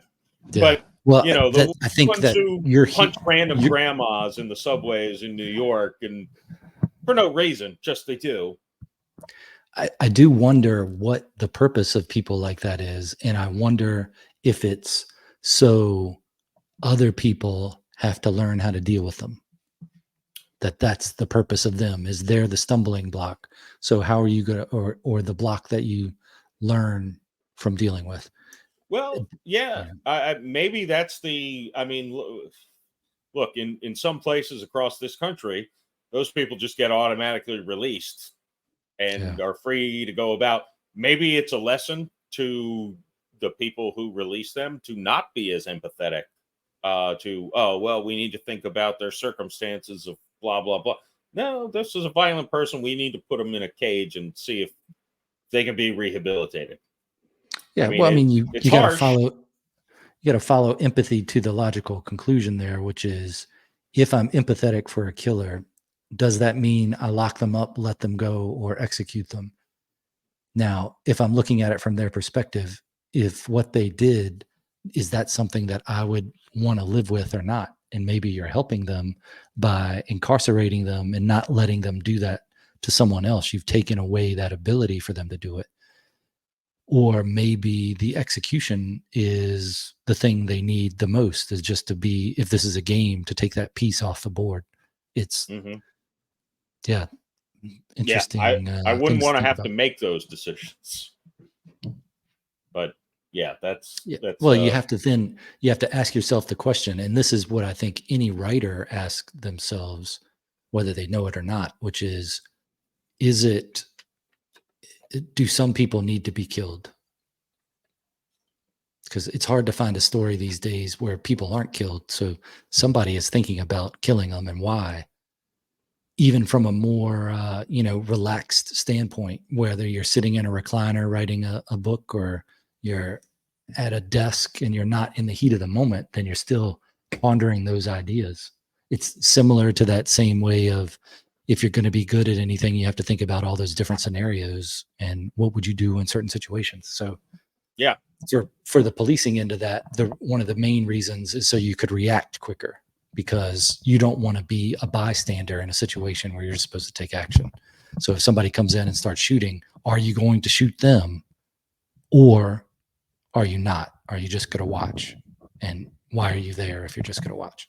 So right, it's, right. No, there was that the cop who saved the girl from being stabbed by shooting the stabbing oh yeah, yeah, person, and then LeBron James called him a racist and blah blah blah. yeah. I was always, when I was policing, we didn't have body cams, and only a few people had cameras in cars. And I had a camera car for maybe a month or so, but I would have preferred to have a camera all the time, because I Hmm. think it would have helped more than hurt. And where it would hurt you is if you had a supervisor that wanted to jam you up over something ridiculous, like you didn't wear your hat when you were outside. Okay, well, they're going to get you. But if it was something about the public saying you said something when you didn't, then I'd rather have that evidence to protect me. And maybe if you were inclined to do something you weren't supposed to do, but you knew it was getting recorded, you wouldn't do those things. Maybe you think, well, it's not worth it. I'm not going to try to be the police. I'm just going to live a life of crime somewhere. So I think there's the advantages outweigh, but you can also, they show those little snippets of things and you don't know all the things that led up to a situation. So they need to show more of those videos. That video in particular was, when I saw that, I was like, man, I think he did the right thing. I'm not sure I would have done it that quick, but it was, to me, I just said, wow, what, first of all, just amazing aim. Yeah. Like, I mean, thank God he's obviously this guy's been in the range a lot. But he saved the girl's life. I mean, there's zero doubt about it. And it's like, well, thank God he had a body cam, because that didn't really turn into much of a thing. I didn't think, even though, this idiot over here who's got like a, 6th grade education wanted to try to make it a thing to cause shit. Divide and conquer. Even in schools as a teacher, I think if I was teaching in school these days, I would want everything recorded and everybody to know the classroom is being recorded. So then if a parent comes in and says, what happened in class? Well, here's what happened. You're missing it from not being there live and in person, but you can get pretty close by looking at the camera. So it's, and frankly, I would want that. The problem, no matter how noble the profession and no matter how noble you think your child is, people lie. Or frankly, they lie to themselves. They might not even realize that they're lying. But teachers, again, to me, it's like, well, that's a very noble profession. They know they're not going to get paid a lot of money. They don't get into it for money. They get into it to help children. There's a lot of teachers who are not good and don't care about it and just complain about not getting paid. I'm like, did you not? How stupid are you that you didn't realize what you signed up for? And I'm sure, I mean, I've encountered a cop or two that was not, at least in the moment. And again, that's a whole other thing of maybe I caught this cop on a bad day and they reacted in a way that maybe they're ashamed of. Obviously, police are people too. Shot or anything. Yeah, but you'd like to think that they're a little better than the average person, but when it comes down to it, they're just people. You never know what happened. I mean, I've talked about having an interaction with a cop on in downtown St. Pete. There's a First Friday where, I think it's First Friday, you can drink on the street on one road. You can walk between bars. They give you plastic cups. You can drink, walk down the street. And it was either a block north of there or it was the day after. It was one of those two things where it was easy to think that.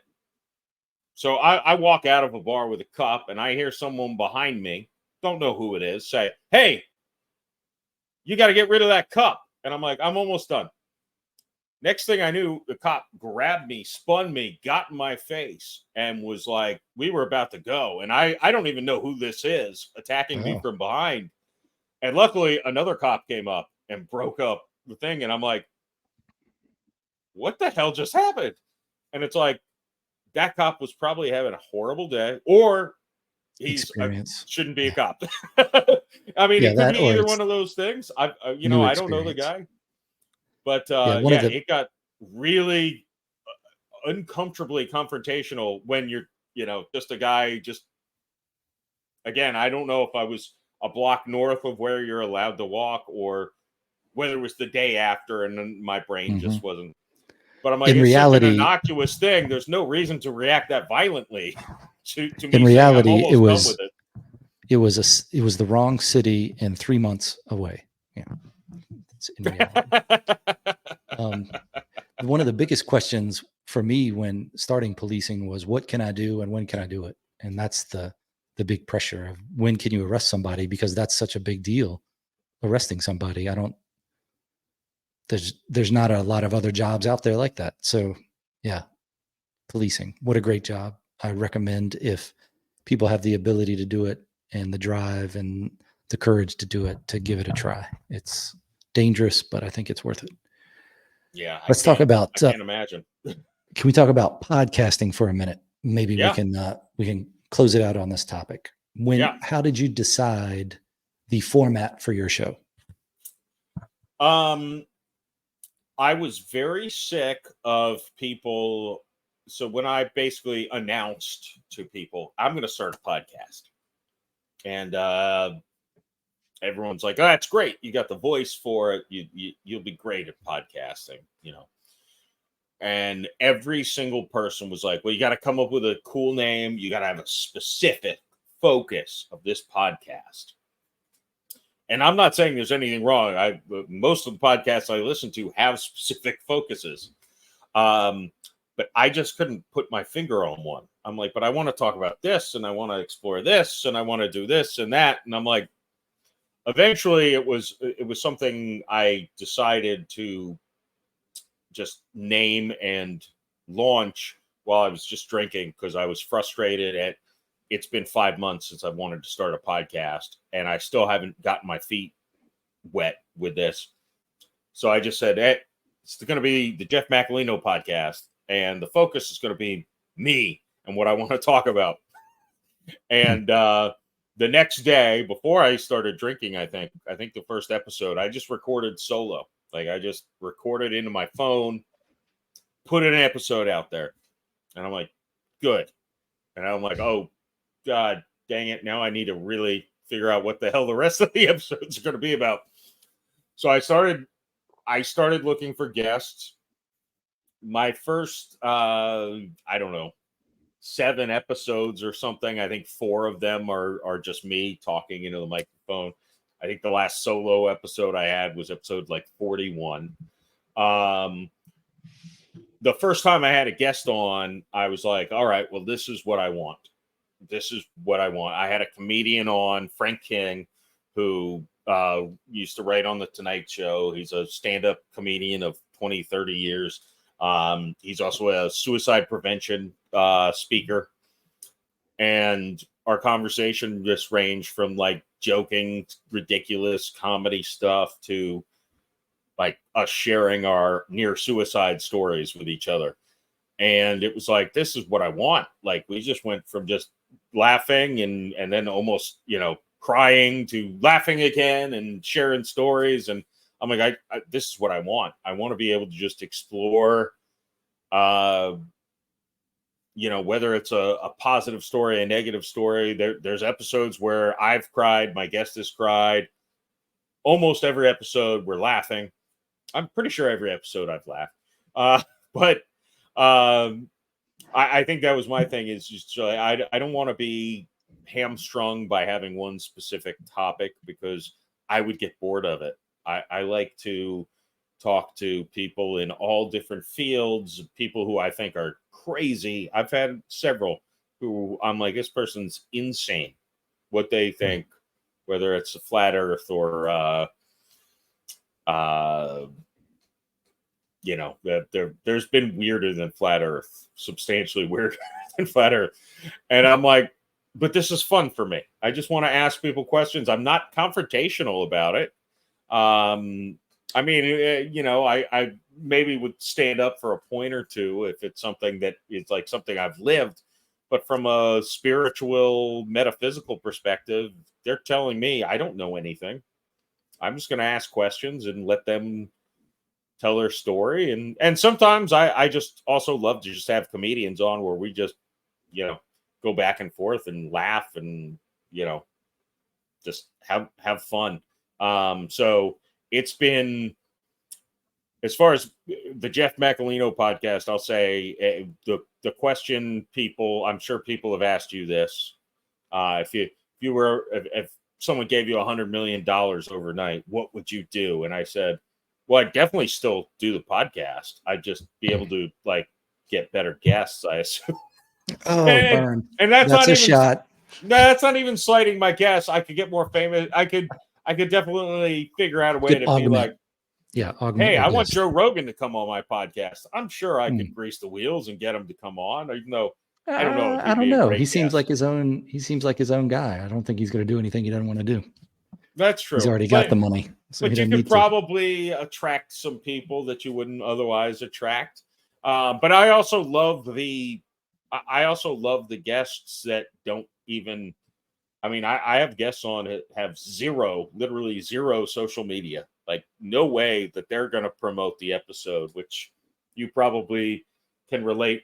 A lot of the audience for indie podcasts are how much my guest is going to share this on their social media. Yeah. Sad thing is, the people who I've had who have huge social medias don't share it. It's strange. The ones with millions of followers, they don't hit the retweet button. But whatever, it is what it is. So, but it's fun, and I enjoy talking to people of all different. I mean, frankly, I've had people on my show who have been on Rogan's podcast, and I have people on my show who have never been on a podcast and probably will never be on another podcast.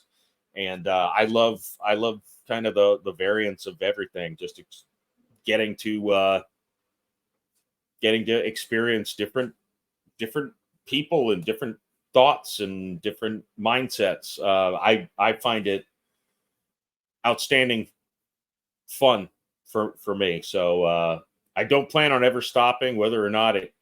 I mean, it hasn't cost. Well, initially it cost me some money to get equipment and stuff, but I've definitely made money on the podcast. And even if it starts costing me money, I feel like it's just a fun thing that I will do until the day I die.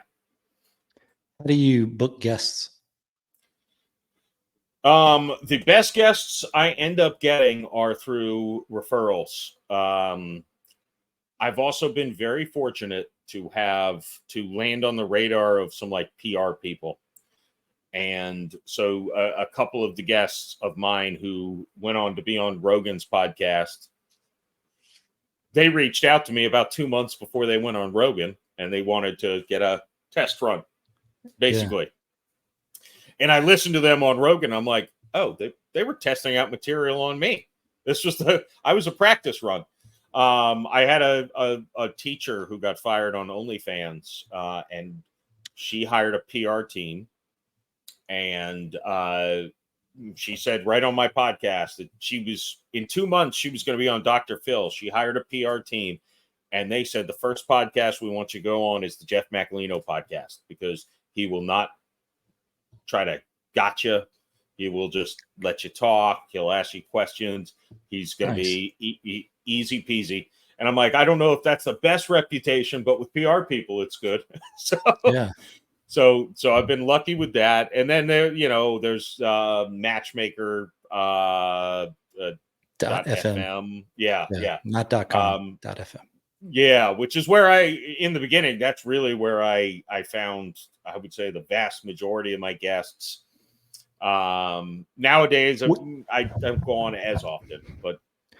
What's your success rate for a place like Matchmaker.fm of people that you asked to be on that said they would and then actually were? Oh, that said they would and actually were. I would say 70 to 80%. Now, if you take it to scheduling, no, maybe I'm saying that, because I've had a handful of people who scheduled and then never showed up, which that really, really makes me angry. The no call, no show. Yeah, that is that. Well, yeah, I mean, I can say this for today. I'm coming on your podcast, and so our time was 2 p.m. and so I poured my first drink at 1:45, because now, if I wasn't coming on this podcast, it would have been closer to 4:45 probably before I poured my first drink. And I would have gotten more work done in there. So I don't like, the no call, no shows that it's like, all right, it's 2:00.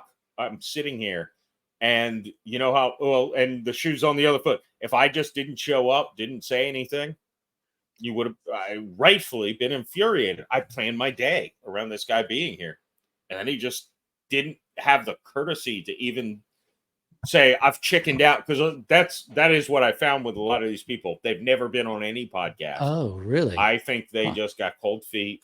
They were afraid to go on a podcast and backed out. I haven't had that happen, thank God, it's been well over a year the last time I had a no call, no show. It's been a long time. I had 2 last week, and I think I'll have another one tonight. It just feels like it. But yeah, I've done less than you. So I think I know less than you do about it. So maybe I'm doing something wrong. But my success rate on just for matchmaker.fm, because if I do it outside of that, then I haven't had anybody not show up.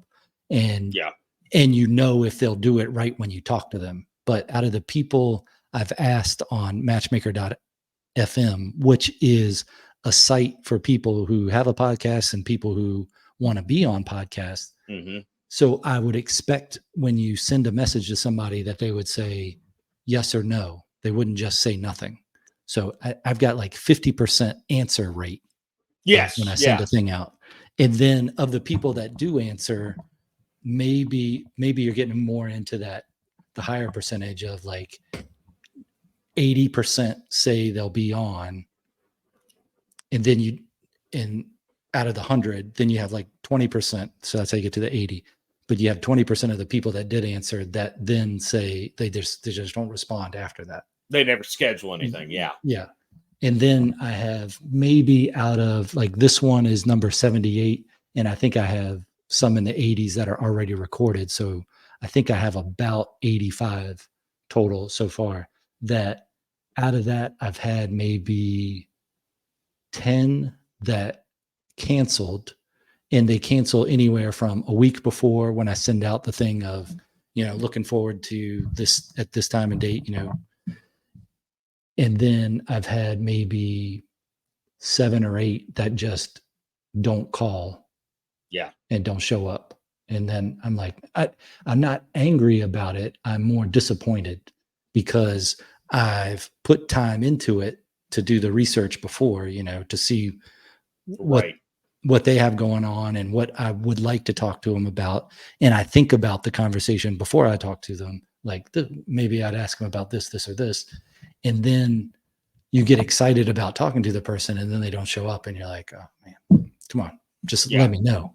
You get some people that'll cancel like right before, like you send them the link and then they're like, oh, I can't do it. And you're like, oh, okay.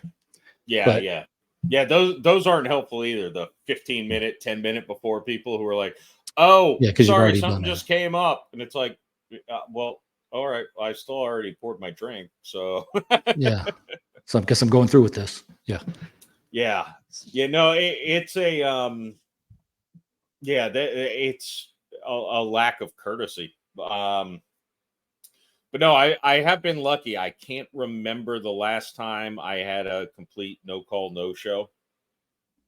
And I've had some, like, I'll be honest, it's not like I mind terribly the people in like the 3 to 6 o'clock, 7 o'clock range that I'm like, all right, well, if they don't show up, it's not the end of the world. I just started drinking early, whatever.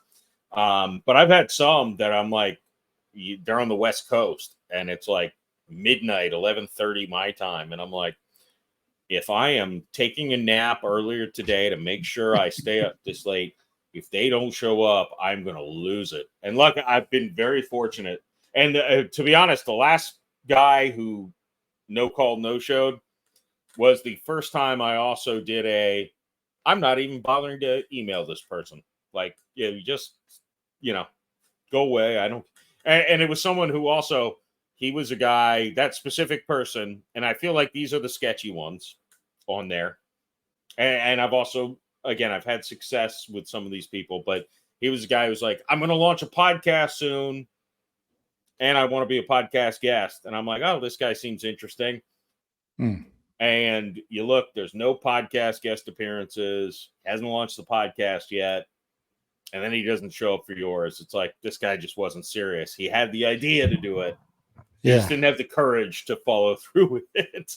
Yeah, I don't mind if people change their mind and they give you Yeah. some notice. Like I would, a day or two notice is that's okay. I mean, sometimes I rearrange my schedule. Well, I plan on doing it, so my schedule's already rearranged. But there are, for those other reasons of being disappointed because you were looking forward to it. But yeah, I'm still trying to get the feel for. I'm getting better at being able to go, I don't think this person's going to show up. And you always have that moment where you send the link, and because I send the link 5 minutes before the time because I don't use Calendarly or anything like that. Yeah. And then you have that 5 minutes of just like, I wonder if they got the link okay. I wonder if they're able to log on. And then 5 minutes after the start time, and you're like, I wonder if they're okay. I hope they didn't have a problem, weren't in a wreck or something. And then after the 15 minutes, I just write everybody off for dead. I just go, well, they must have died. They must have just died. And I send an email that says, sorry, we couldn't connect on that. Hope everything's all right. Best wishes. That's it. And then sometimes you'll get an email a week later that says, oh, I completely forgot. And well, that's why, we had that emails about scheduling it. But that's why we talked and planned and did all this stuff beforehand. Yeah, it's there are, for people who don't have podcasts, there are very few, if any, spontaneous guest appearances on podcasts. Yeah.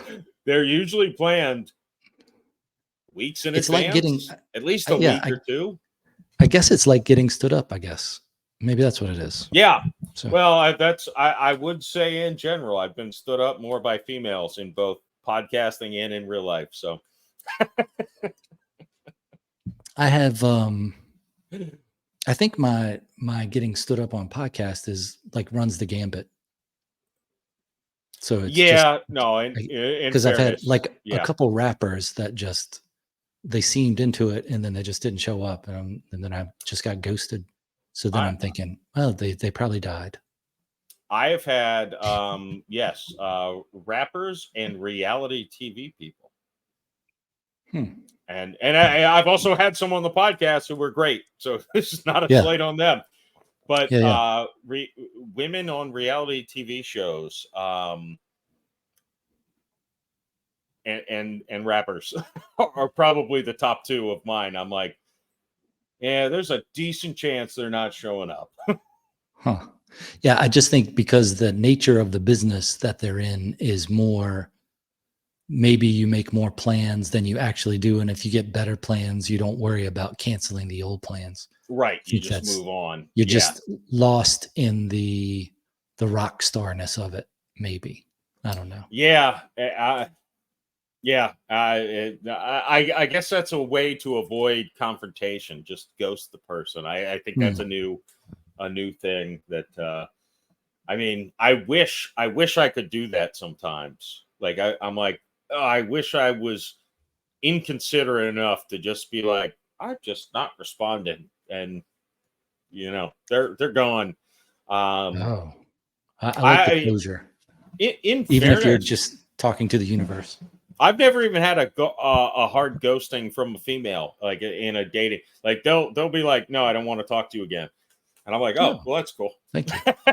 Thank you for letting me know. Yeah, no, that's great. When you get okay, that's fine. I won't bother you. But if you don't even respond, really need a reason, they're going to be like, maybe you're just not good at texting all of a sudden. Yeah, something happened. Yeah. So no, I've been very fortunate. I can't recall a time. I've been stood up a couple times. Maybe ghosted once or twice. Now that I think about it, but not often, not as often in real life as in podcasting, where it's like, come on, let's face it. How many dates do you sit and talk to for an hour plus, like just pure conversation? I mean, it's kind of like just not showing up for a date. I mean, whether it's male, female, whatever, it's very rude. That's what maybe if you ever needed a name for your podcast, you go with drinking date. Or just call it Jeff Macolino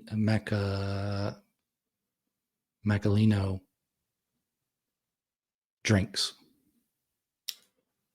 but not like you're drinking, but just you're having drinks. Well, or maybe just go with what you got. I don't know. Well, I'll stick with that, but I'm thinking of a spin-off podcast that's just like a dating through podcasting podcast where you just, you're like, we're just going to do, like, we're going to pretend we're on a date.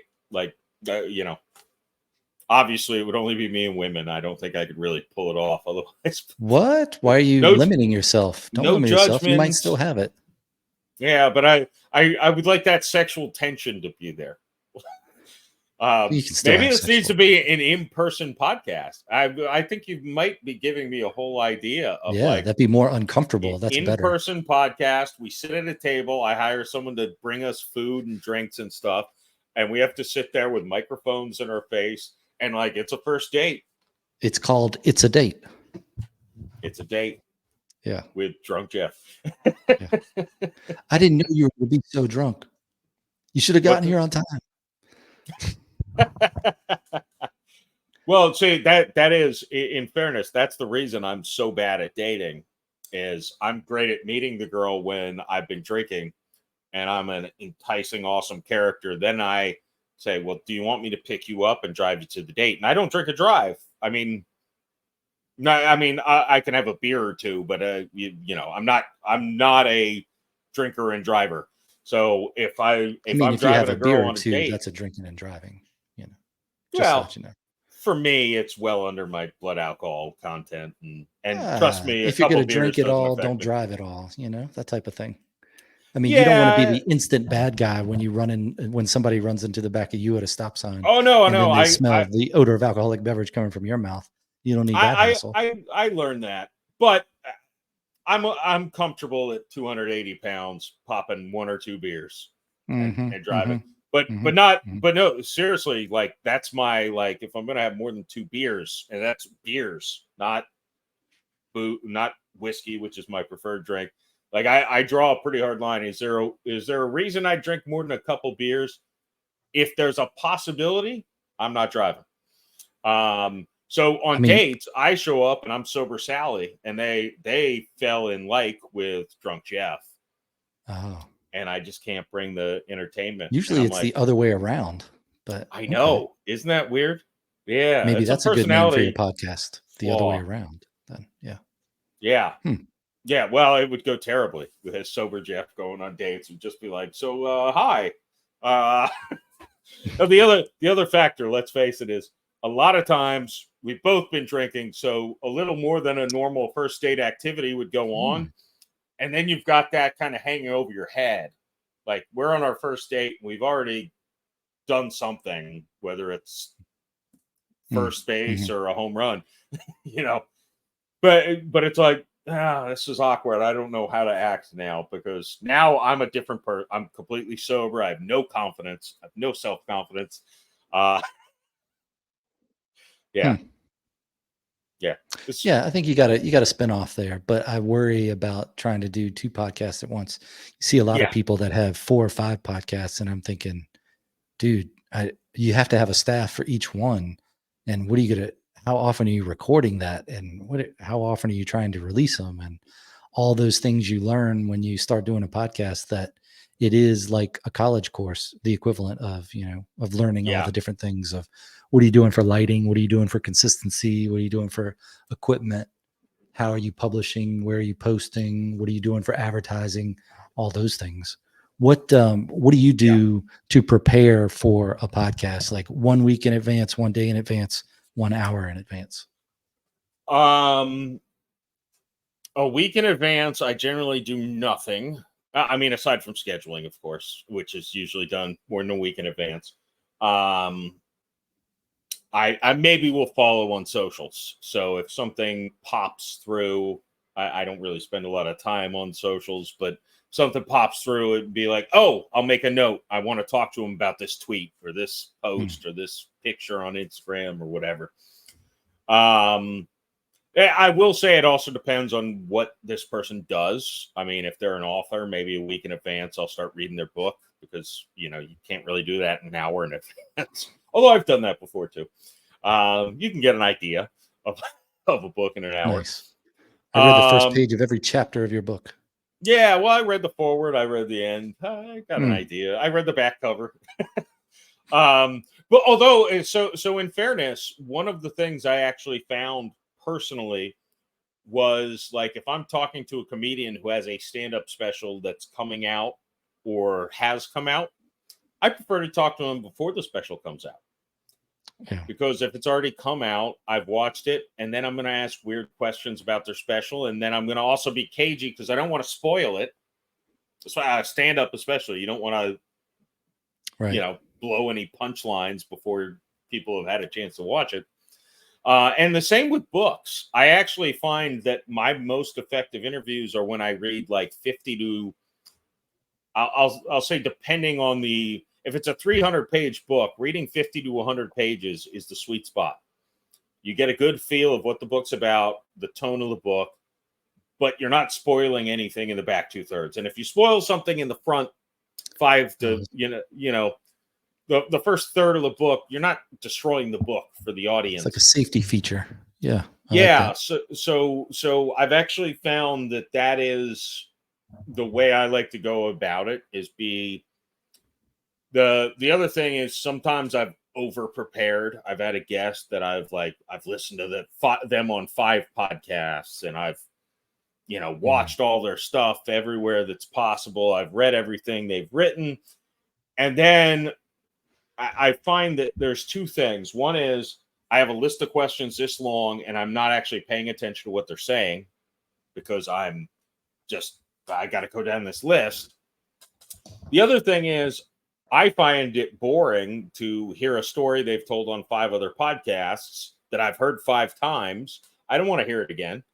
But I also realize I never assume my audience knows anything about this guest. So it's like, well, I guess you tell me about the story, how you did this. And I'm like, well, that takes me out of it. And then I'm not even listening. So if the story changes or they add something that actually would, pique my interest, I'm just like zoned out. Like, how's my drink situation going? Everything good? Do I have any text messages I need to respond to? So I'm like, my thing is just stay active. So there's I try to do a minimalist approach to prep, but enough that I'm not disrespecting the person, right? Yeah. Like it's not like, so what do you do for a living? But not so much where it's like, well, I've heard you on 18 podcasts and everything you tell me is going to be a repeat. And even if it is a repeat, if I haven't heard it, that's fine. But if it's all like, yeah, I've heard this story before, like I'm not good in regular conversation when my mom's like, oh yeah, let me tell you about what your sister did. I don't care. You told me already. I don't care. Like, I'm kind of rude in that way. So on a podcast, you obviously don't want to be like, I've heard this story before. Let's move on. Yeah. So that's good advice. That's good advice. It's prepared. There's a balance, right? I agree. I think that if you start podcasting, it doesn't take you long to figure that out for yourself. Before you started podcasting, there's a lot of like YouTube videos and other places of advice for starting a podcast. Did you look at those things, and what did you think was most useful at the time, that even if you don't think that was useful now? I did look at some of them. I did not find most of them useful to me. I thought on YouTube, most of them were like advice for people who had a business and wanted to start a podcast to enhance that business. Okay. That's what I ended up finding. And I'm like, but and I guess in fairness, that kind of motivated me is I'm like, well, I want to be the business. So I guess maybe subconsciously, I haven't really thought about it until just now while I've been speaking, but maybe that somehow motivated me to be like, all right, well, then it's just the Jeff Macolino podcast because I want to sell myself. Yeah. So maybe I mean, I think that's what part of it. that would be Joe Rogan's advice: is name the podcast after you. Yeah, I've and heard Adam him say that Carolla on the show before. Yeah, and Mark Maron, and those are probably the three like OGs of podcasting, right? I think Adam Carolla invented it. Joe Rogan and Mark Maron were quick to. I think he's WTF with Mark Maron, but still, it's most people just call it. Who's the guy that was the MTV VJ with the white guy that was maybe German American? Kurt Loder. What's his name? That is an older MTV DJ, but he's not the one. He's the one that had like the teased hair that was really high at times.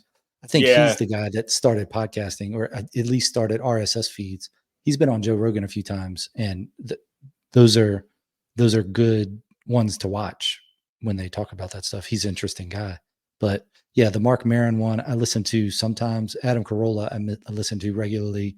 Yeah, and then Joe Rogan regularly, and Jocko I go through spells of listening to. He has a couple different ones, which I think you start to spread yourself a little thin, like the Unraveling and these other ones, and you're like, that's. And then there's some you have to pay to listen to, and that is weird. But I understand it's a business, but I think those are my main ones. And then Tim Dillon every now and then. The comedian ones are good. I noticed yours was listed under business for Spotify. Oh, so maybe it's that subconscious Jeff is the business. So I didn't classify it there myself. So it must have been a thing that happened. But I mean, that's fine by me. Is yours a video podcast, or is it, because on Spotify it's just sound? Yeah, I like to only release the full audio. There are a handful I've put on my YouTube channel, the full thing, and I try to put clips on YouTube and the socials. I'm not always very good at that. This part of me always thinks, well, that's a distraction of what I really want to do is watch an episode I just recorded and find a 60-second clip to use. You got to get StreamYard and then use you just mark it when you're going along. It's a lot easier. Yeah. Mark it, and then you can go back and do it, or they do AI clips now, which I've used sometimes, and they're okay, but still I probably do most of them myself. Yeah, and the main reason is, for me, I like to keep it as I don't want to say this in a derogatory way to my own podcast, but I like to keep it as rough as possible, meaning like a glitch and a quick glitch. Real. Yeah, keep it real, man. I don't like to edit it. I like to just put it out the way it was. Yeah, real. That's much better than rough. It's much more real. But with video, part of it is like, I'm like, there's a lot more video issues than there are audio issues when you're streaming. There's more often to be glitches. I also, to put something on audio, I'm always like, or video, I'm sorry, to put the full episode out, I'm like, I need to actually watch the whole episode. I can tell you how many audio episodes I've listened to from start to finish on my own podcast, and that answer is 0. Yeah. No, that's not true. There have been a handful that had substantial audio issues. I had to actually go through the whole thing. And those are the worst episodes ever. Just because I had to listen to them all over again. Not because the episode was actually bad. But the video, I'm like, I want to make sure me and the guest both, like, one of us doesn't pick our nose or do something that would be horrifically embarrassing. I wouldn't be embarrassed if I picked my nose. But yeah. And I'm like, I don't have time to do that. I don't want to do that. Like, I think the last one I put out in full was when I had a supermodel on with me, and that was easy to watch through because I just watched one half the screen the whole time. Okay. And I'd do it again probably. I might do it again just for fun. Just don't even have you on the screen. Just have her. I mean, if I could figure out how to do that. Supermodel is. I mean, I would. The only good parts of me on the screen are the couple times I basically swallowed my tongue in response to the thing she said. I was like, What program do you use to record it? Because you can change screens around, like like the StreamYard one. I mean, you can change them all around while you're doing it. Yeah, I typically use Zoom for my podcast. I've used StreamYard for a couple because I do have access to a StreamYard account through. I've done some work for a sports website called FL Teams. It's a Florida Teams. It's a Florida-based sports website, and I have access to their StreamYard. And he said use it if you want to record your podcast. So I have used that a few times. Just get your own StreamYard account there, you. Well, I was going to do that, and then I couldn't figure out. I had to get a passcode from him to log back into the other one. He's like, just use mine. This is, because in fairness, I've had some cool interviews with USF football, the head coach, some of the players and stuff, and they're kind of like sometimes last minute things where I just need to be able to jump in and go. So being like, oh, hey, it needs to send you a 6-digit code so I can log back into this account isn't necessarily good for those moments. Okay, very well. But no, I'll probably get my own StreamYard, and I'll probably switch full-time to StreamYard within the next, let's say, 4 to 5 months. I'm a slow changer, but I haven't really used anything else, but I like it. They've grown a little and have some other features since I started using it.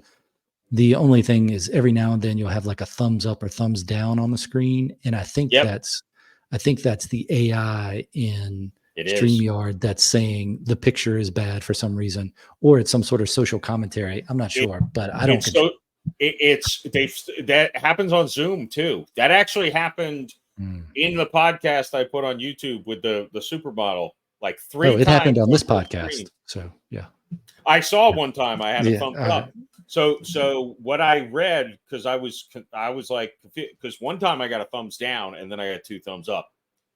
But what I read was like AI somehow reads your body language, and it will actually like, and I'm like, I don't think it works well, but it's very awkward, especially if you get a thumbs down. Like, what did I do?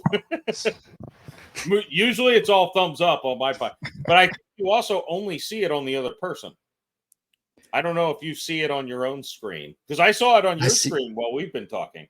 Yeah, it was on the lower one. Oh, I got a thumbs down on the lower one. I thought it was because of the lighting, but I like the on the lower. See, that's weird. I didn't see that. I mean, now I'm also trying to look up at the camera, so I'm not looking. That's also the strange thing. The only time I look at the camera usually is right before I put up the overlay when it goes off, and if somebody says at the end of the day, then I'll look at the camera like, like, because I had a guy I know that was like in one of the first podcasts, Connor C, a guy I know down here where he's like, yeah, anybody that says that you can't trust them. So now, at the end of the day, I notice every time when people say that now, and I'm like, why don't they say something different? It's not something that I normally said, but it's weird how often you hear it now. So I would challenge you, look at the screen when you're doing it. And then when you look at the camera, it's like you're breaking the third wall. Is that what they call it in acting? Fourth wall, third wall, whatever. And then it's only the real listeners and viewers notice those things, and they're like, oh, look at that. Nobody's ever noticed that I do it, but now I've said it. It's out there in the world now. Now it's out there. Now everyone's going to notice. Yeah. And at the end of the day, isn't that what you? That's right. I did there. Yeah, I did. All right. So we talked about a lot of things. Do you have anything that you wanted to talk about that we didn't, or any thoughts for closing? No. No, this has been a lot of fun, and I didn't expect to be we've been talking for quite a while. I've been drinking for over Mm-hmm. 3 hours now. I didn't Mm. expect to, I hopefully come off as intelligent as I hope I did, or maybe I sound like a moron, and this will just really reinforce that idea to the listener. I don't know. I think we had some good points and interesting topics. And anytime that if someone were to say you came across as anything less than you wanted to, you just say, "Well, I'm a comedian." I mean, you have podcasts with comedians are usually okay, and you don't run out of things to talk about. So it's yeah, comedians. My favorite people to talk to are poets and police, just because I'm so interested in poetry at this point in my life, and policing I really like. And that doesn't mean I don't like talking to comedians, but writers I understand talking to, and comedians are what I would say are regular people, but they also are courageous enough to talk about things, like to have the social commentary. And in a conversation, that's what you need, somebody that's willing to talk about what they think about things. So I've yet to have a bad conversation with anybody that either claimed to be a comedian or was a comedian. So Yeah, no, I do think there's something to that. There is a yeah, you're right. It's just a lack of fear of talking about subjects that might be uncomfortable to talk about. And I think that's maybe that's why people go that way with their lives, is they want to write or do comedy because they're not afraid to talk about topics that are not not things you bring up at a dinner table with at a dinner party with mhm, random mhm. company. um Maybe that's why I don't get invited to a lot of dinner parties. I don't know. That's probably a good thing. It's a win-win. Yeah, I don't want to wear a mask and play a character. I want to be me all the time.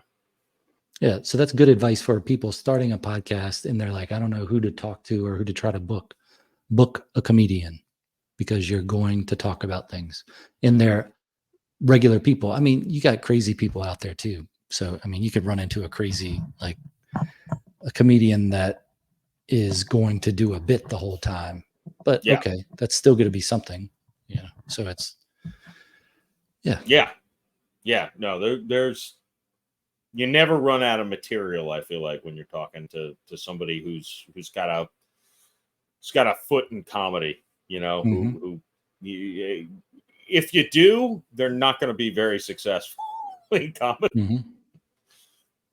Concur. All right. So good stuff. What's the best way for people to follow you on your socials that you may or may not check often?